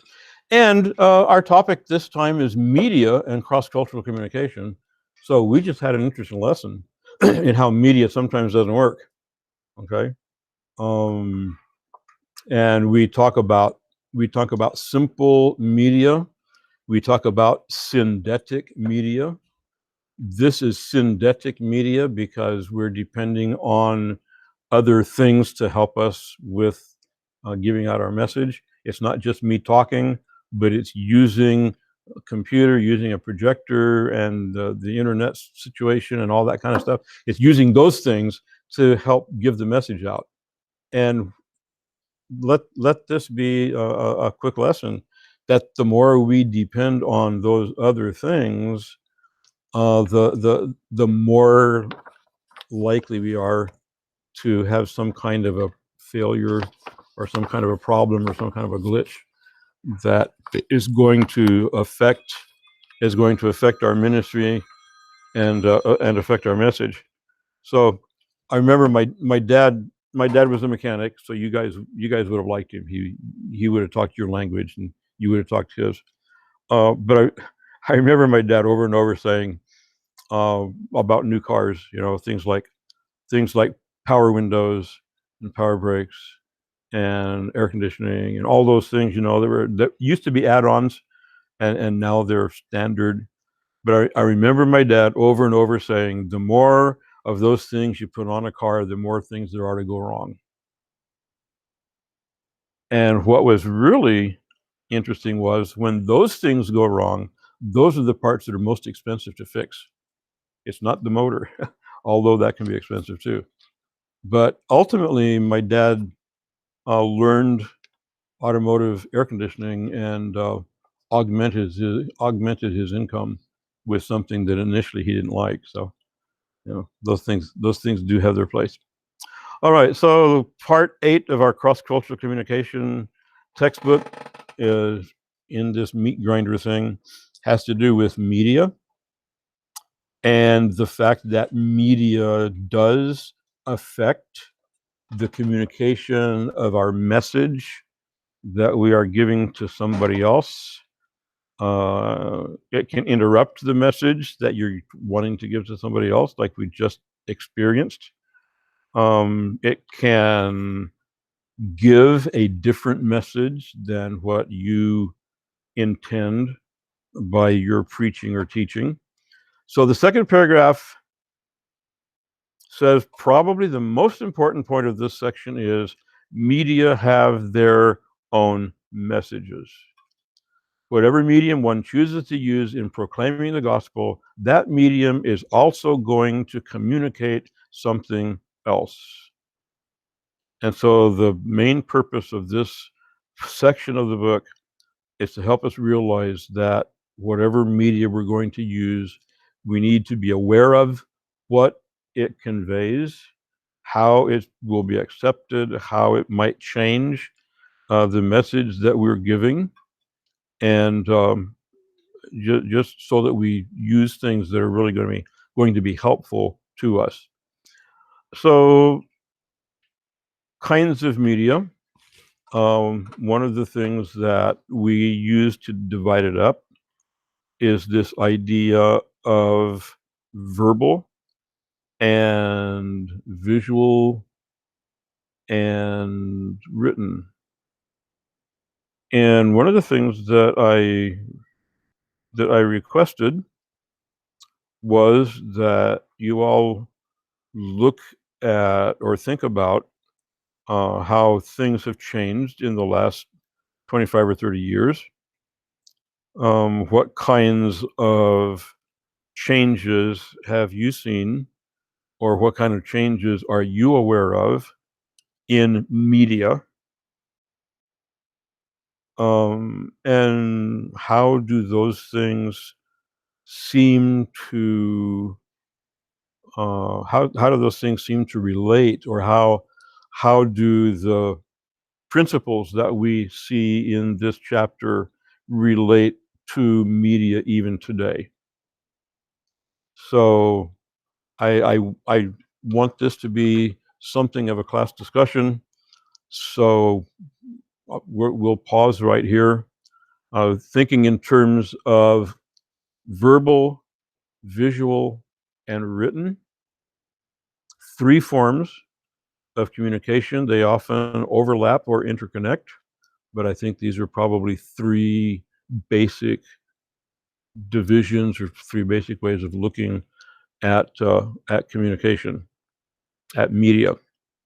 So just thinking about the last 25 or 30 years, thinking about your lifetime, in other words, or more than your lifetime, what media changes are you aware of that 20 and 25 years ago did not exist, or were in their infancy and not well developed?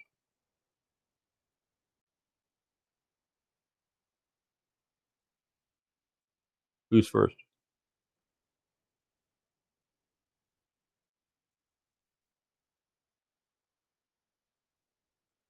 You can't think of any? Dominic.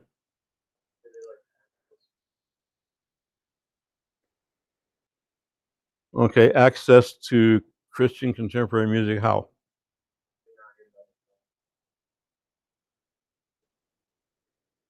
Okay.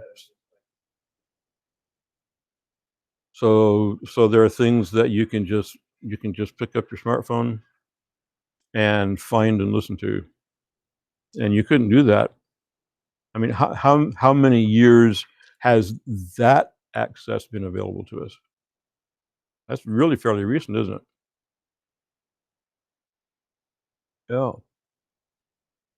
Oh, what else? What media changes do you see? What do you comes to mind? You look like you're thinking, Hannah. You're not? I mean, yes, but no. Okay. Oh man. I mean, there are some things that all of us probably use every day. There are some forms of communication that we probably use every day. All of us.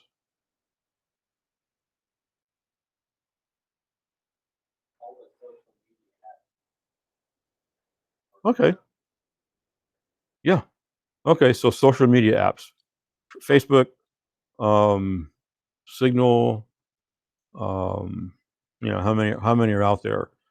Yeah. One that I use a lot, that especially with Hispanic friends, is WhatsApp. That's a biggie, and stretches all around the world.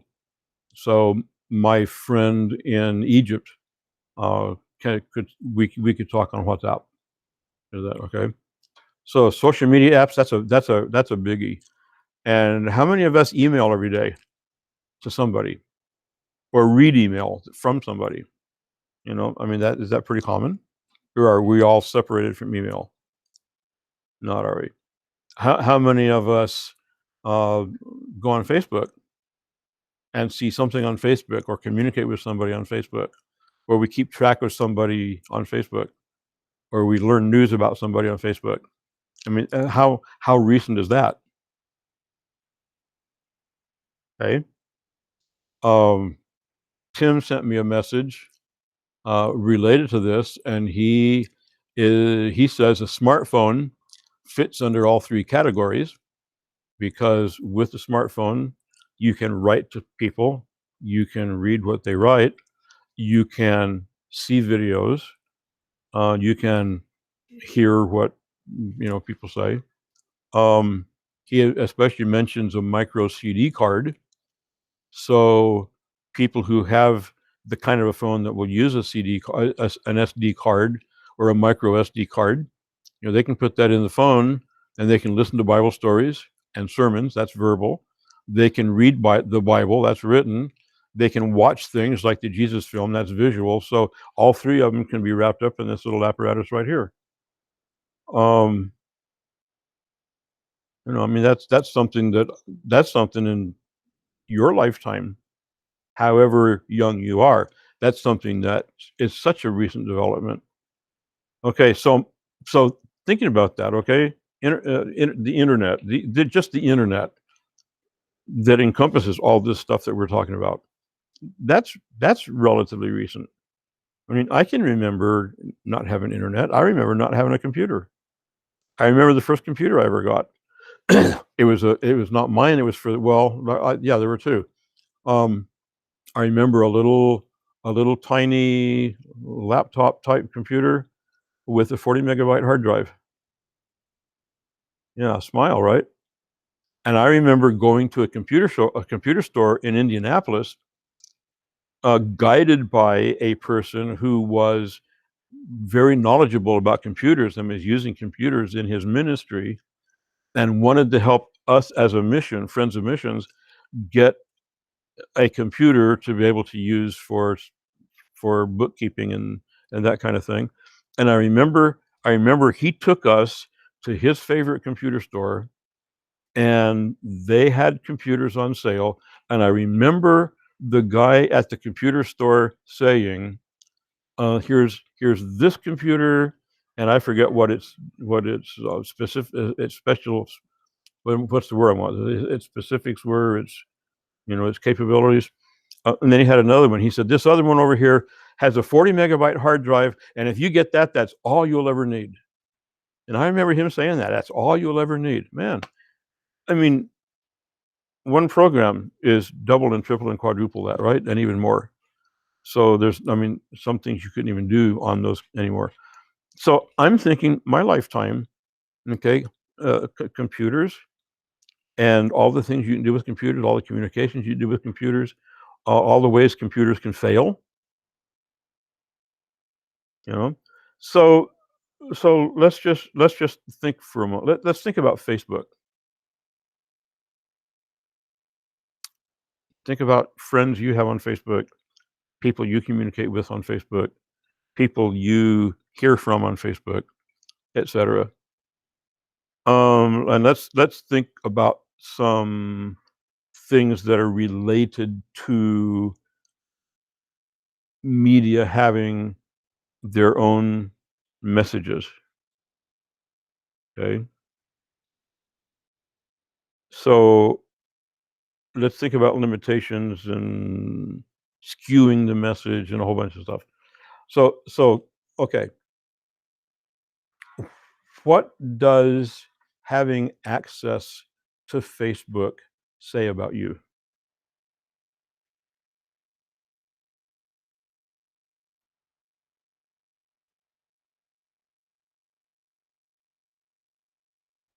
Or maybe we should change that. What would having access to Facebook have said about you, let's say 7 years ago?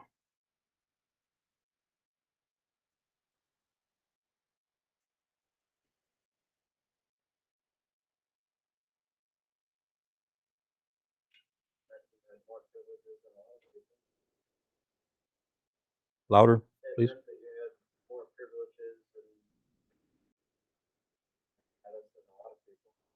Okay. So it would indicate that you had status, that you had privilege. And that would have been true 7 or 10 years ago. Does Facebook convey that today? Not nearly so much, right? Because I think all of us know of people who are on Facebook, and people from other countries, people even from small villages in other countries who are on Facebook. So it's not a privilege thing anymore, not a status thing anymore. It used to be having a computer or something like a smartphone was, again, a status thing, and it was like, well, he has money to be able to do that. Yeah, not so much anymore. I mean, maybe the biggest and the best and the latest, but they're still available. In Guatemala and also in the Dominican Republic and other places that I could name, getting a telephone line installed to your house was expensive. You put your name in to request it and waited for months before anybody ever came around to hook you up to the telephone system. Sometimes people waited for years before they got access to the telephone. So when my wife and I first went to the mission field and we wanted to call home, we had to walk 3 blocks to the post office and talk to somebody at the post office, give them the number that we wanted to call, the person we wanted to talk to, and that kind of information. And then we went home. And we waited for however long it took for somebody at the post office through the telephone system to make contact with my mother-in-law or with my parents or whoever. And then they would come running to our house and tell us to come back to the post office because now they had telephone contact. And so we come back and talk for 5 minutes and pay an expensive telephone bill. Okay? So how many missionaries do we know that have this apparatus? And whether it's on WhatsApp or whether it's on international roam or whatever it is, they can pick the thing up, call mom, call dad, talk, no problem, right? I mean, communications have changed so much. And in some ways, these kinds of things don't carry the same status as they used to. So I have it on the back page. There's a picture of a farmer. I don't think it's as clear on yours as it is on mine, but here's a picture of a farmer in Africa talking on a cell phone. He's out in the field. He's got a hoe over his shoulder, and he's talking on a cell phone. When Hesselgrave wrote this book, you remember at the end of the chapter, he talked about the farmer plowing in the Philippines with a buffalo and a transistor radio tied to the horn of the buffalo so he could hear a program. I mean, we're worlds away from that now, right? Because of the way communication has changed. So let me ask you a question. How many messages on Facebook do you trust and believe? You don't have to name names or anything like that, but how many messages on Facebook do you trust and believe? Everything you see in here? Okay, I see a couple of heads going like this. Why not?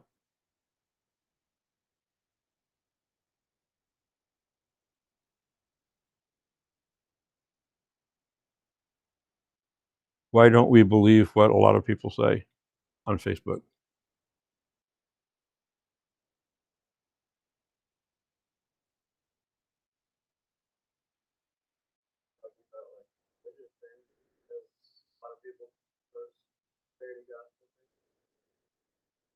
Okay, a lot of people post a lot of silly stuff, right?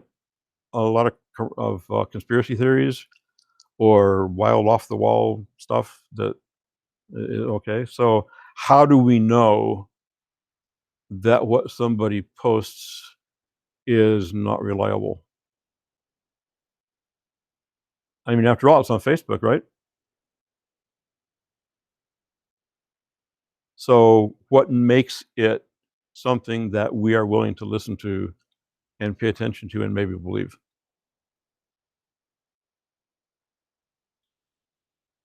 The source, meaning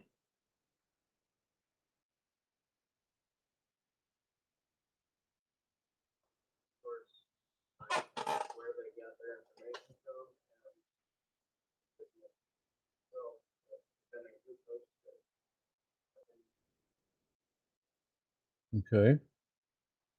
So it depends on who posted it. In other words, is it somebody you know or somebody you know of in whom you have confidence? and what is the source of the information that person has posted. Okay, so just because it's on Facebook does not necessarily make it reliable, believable information. If we were to read a post on Facebook that said that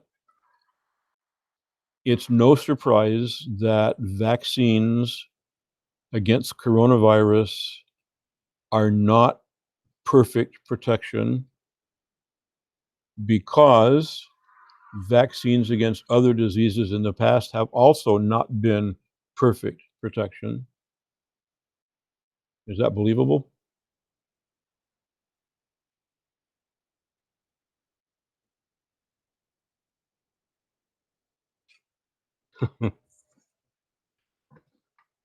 You're looking at me like that's a strange question or like that's a strange topic. It's an up to date topic. In fact, just in the last 3 or 4 days, I've read stuff on Facebook, in the news, about the coronavirus vaccine. You know, a lot of people are saying don't take it; it's not effective. You know, the best one is only like 95% effective after you've had the second dose, but it's still 5% ineffective. So, you know, what's going on here? What's going on here? Yeah.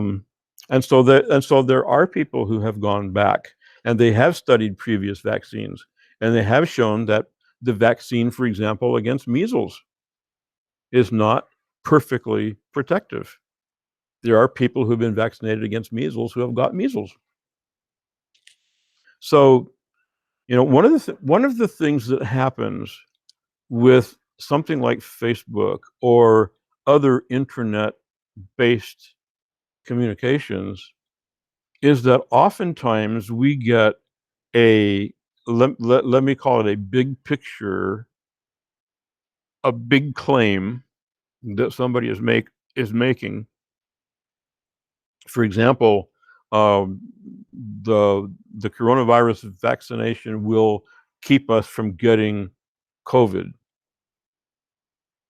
Okay, so we look at that, and it's on Facebook, it's on social media, it's on the internet, and so there are people who take that as absolute truth because it's there. I mean, it's on the screen, they saw it, they read it. They don't take into consideration what Dominic just said about sources. Where do they get their information?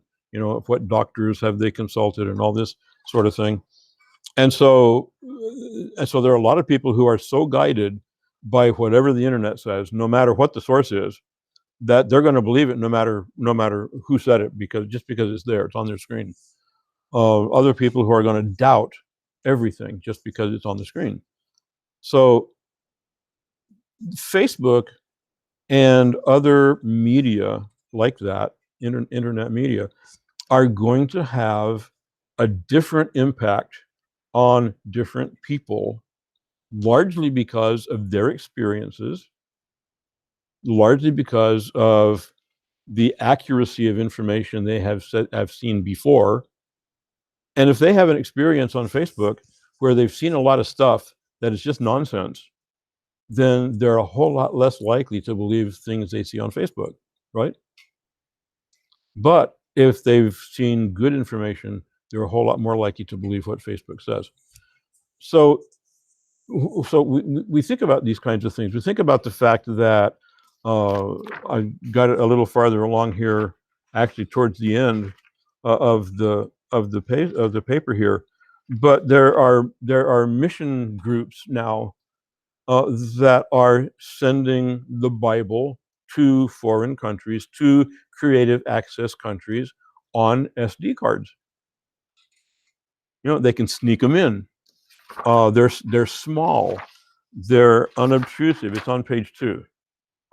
They're unobtrusive. You can plug an SD card into some phones that are made for it. There are other devices that take SD cards, you know, and so here's this little device that somebody can put in their billfold and sneak it across borders and go anywhere with it and plug it into somebody's device, and they can read the Bible, they can hear the Bible story, they can see a Christian film, just all kinds of stuff. That is communication, media. So what are the effects of these things? Let's at least give it a little start, and then we'll come back on Thursday and finish this up and finish up the book. So we've got simple media. Those are the ones that are uncomplicated. They have few interconnections. They make use of minimal tools. So if I were just to stand in front of you and talk, that would be simple media. Okay? But syndetic media are the ones that are more complicated, have several interconnections, use more mechanical tools. So an example would be using this computer and Google Meet, and the effort which in the past has been successful at showing a video on Google Meet. Today it was not successful for whatever reason, but that's syndetic, okay? Yesterday I used this same thing but had PowerPoint, and that's syndetic. So anything that is more complicated, that uses these kinds of mechanical aids, is syndetic media or syndetic communication. And I think it's important for us to understand that the farther we get away from simple communication, again, the more there is that can go wrong, and the more ways we can mess up. So thinking about that, the effects of media, page 2. The use of more complicated and mechanical media has many advantages. For example, words, he says, the author says, words that are spoken with the unaided human voice will be audible to a comparatively few respondents. So I'm talking, you 5 people out there hear me, and if that's all we were doing, you would be the only 5 that would hear. That would be it. Nobody in the next room would hear, nobody outside the building would hear. But with mechanical aids, with a microphone, with a loudspeaker system, amplifiers, and all of that, people can hear us farther away. We can speak to a larger crowd.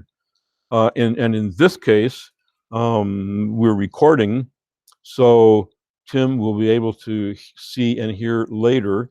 So in some place halfway around the world, he's going to hear exactly the same thing you all have heard. And he's going to see me doing the same gestures that you have seen. Maybe not as completely, because he's limited to a screen where you guys are watching the whole thing, the whole spread. But the hearing of this message is going way farther geographically and other ways than it could be if I were simply to speak without using these other media.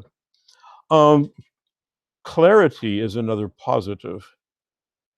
The use of visual aids to help in providing greater understanding. Pictures that we show to help people see what we're talking about. Charts that we show to illustrate, like the last session we had, the growth of urban population in the United States, and how that's exploded in the last several years. I mean, we can talk about that, but to see a picture, to see the graph, I don't know about you, but to me, it helps to actually see the thing that we're talking about. To write words on a blackboard, or put words in a PowerPoint that are new words, and I want you to understand this new word, so I put it up there to be seen, or you have it in the lecture notes. That's a little bit of syndetic media, reaching out for clarity's sake. Geographical spread, kind of already mentioned that, but with radio, TV, telephone, internet, books, and other printed materials, CDs, DVDs, flash drives, SD cards, and I wonder what else we could mention. we can send a message into places where you and I could never go alone. It would take us a long time to get there, and we might get there and be turned away and not be able to speak. But with these media that are being sent out, the word can go into places and it can go farther and it can stay longer. Because I went to Guatemala, I was there for 2 terms, I left, I'm no longer in Guatemala, but notes that I printed for class, recordings that I made while I was there are still there, even though I'm not there. So something that I did is still there ministering, even though I have gone away. So the geographical spread. And that also goes into what it says below about longevity. Because again, I speak to you, you hear me, maybe you make some notes, but once class is over, you forget it unless you have notes and go back. And then once the test is over, you'll probably forget it. So it's not going to last very long. But since I have written these, if you put them in a notebook, and a couple of years from now, you're saying, what was it we talked about cross-cultural communication? And you go back and look, this is going to last longer than my voice. Or if you go to YouTube onto the my channel and look for GBS lectures, you'll be able to pull these up, and that'll last a long time too. Oh wow, yeah, that's what he said. Oh, I don't remember that, but there it is. Okay, so the longevity thing is there because of these advances in media. So media have a lot of advantages. There's probably some we haven't mentioned, but each medium also has disadvantages. What's the underlying message that it communicates? What are the receptors seeing and hearing that the messenger did not intend? What questions are raised that the messenger did not anticipate? So in another book, this same author talks about an experience that he had when he was serving as a missionary in Japan.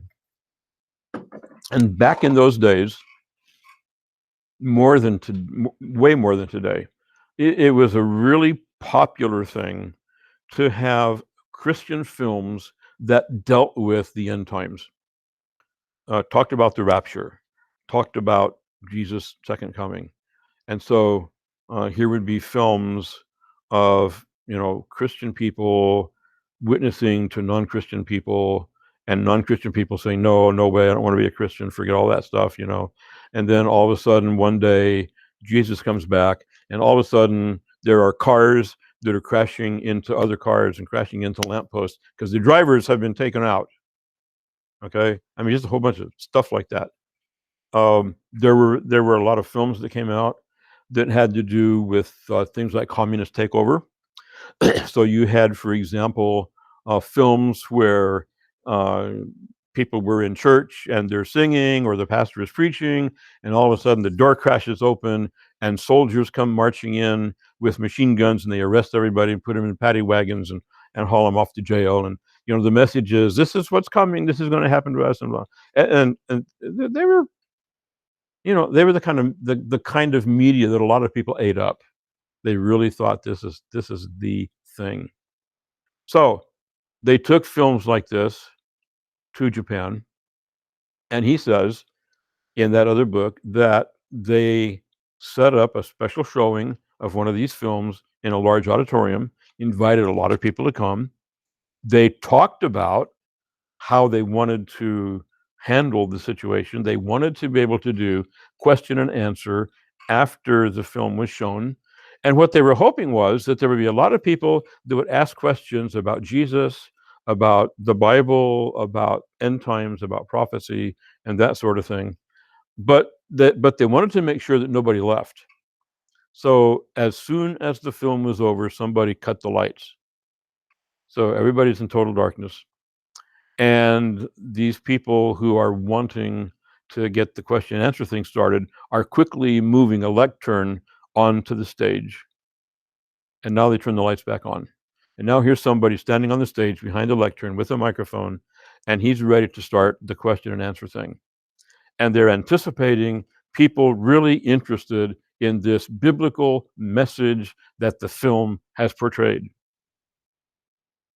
And the questions they got were things like, do people in America really drive big cars like that? Do people in America really have big yards around their houses with all that grass?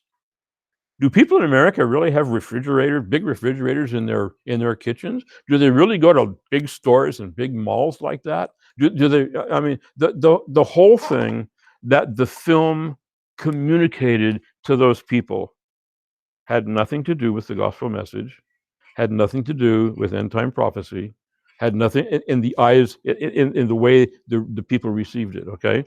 The message that was intended had to do with those things. The message that was received was, wow, America must really be a wonderful place to live.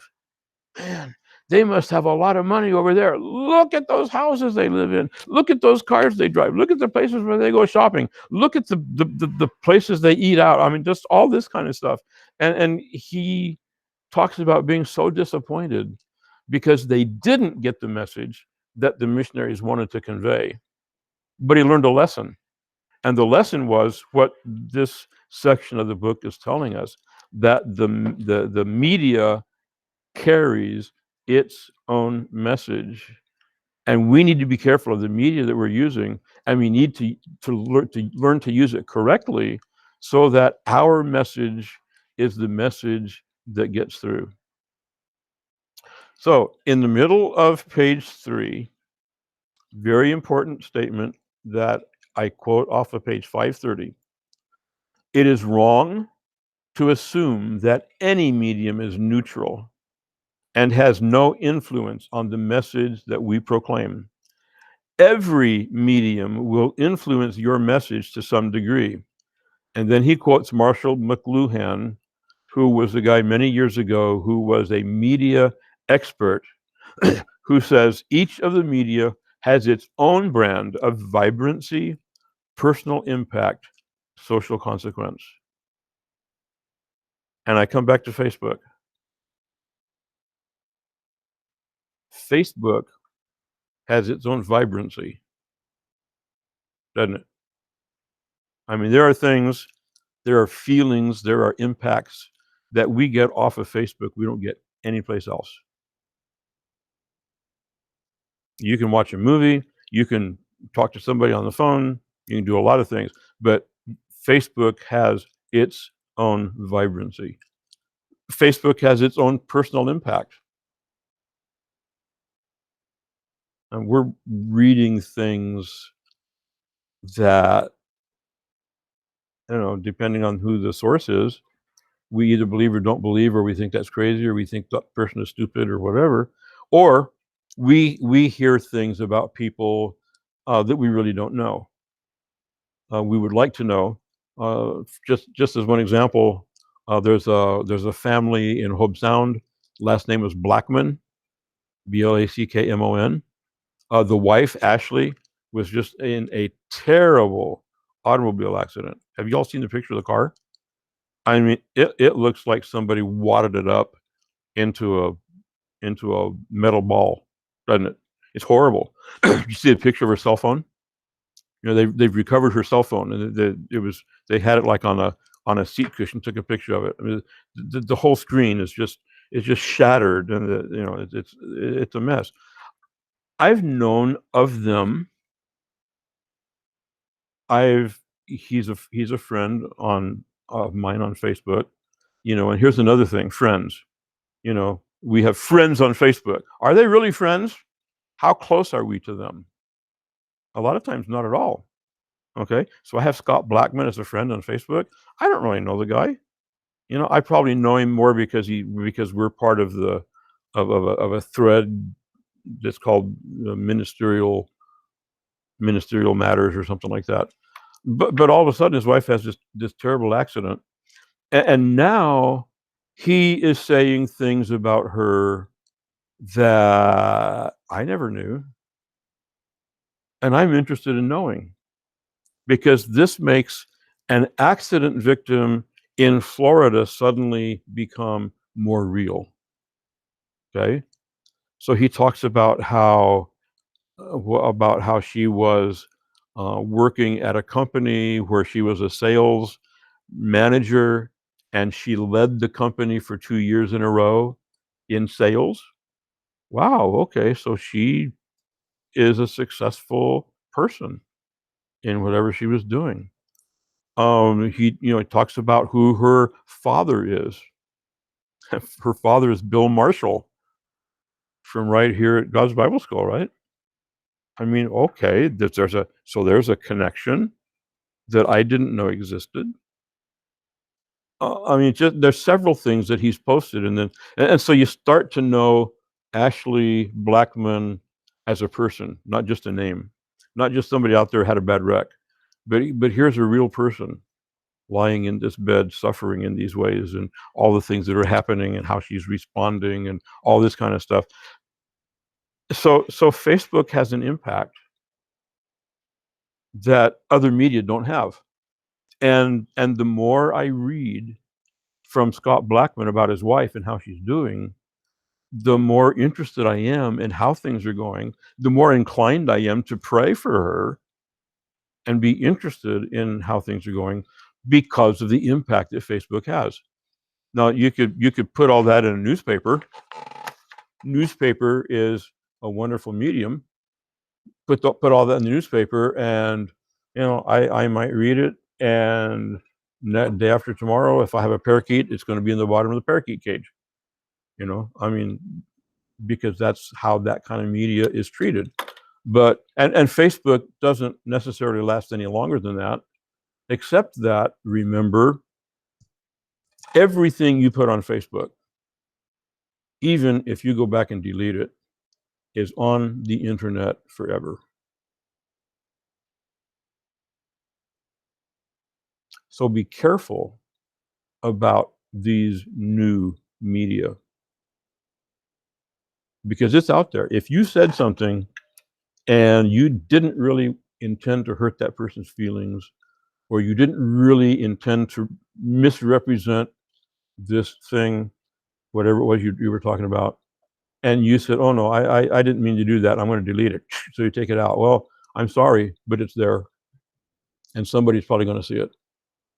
And we've seen that just in politics in recent days, where somebody has, even after this police shooting, and the policeman that shot the girl who was wielding a knife and about to stab another girl, and so LeBron James comes on and he puts this thing on a picture of the cop and saying, "You're next," puts a target on his back and all this stuff. Well, he took it down.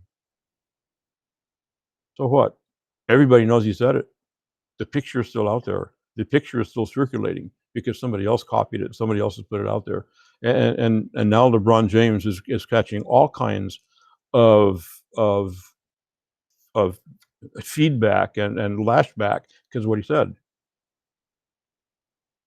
So media are important, and they have their own message, and they impact our message. All right, that's enough for today. Got other things to do. Supper time is coming, and y'all probably have work to do. So we shall let you go. Enjoy the rest of the evening. Sleep well tonight. Get up tomorrow to be able to face the day with vim, vigor, and vitality. Okay? All right. Take care. Is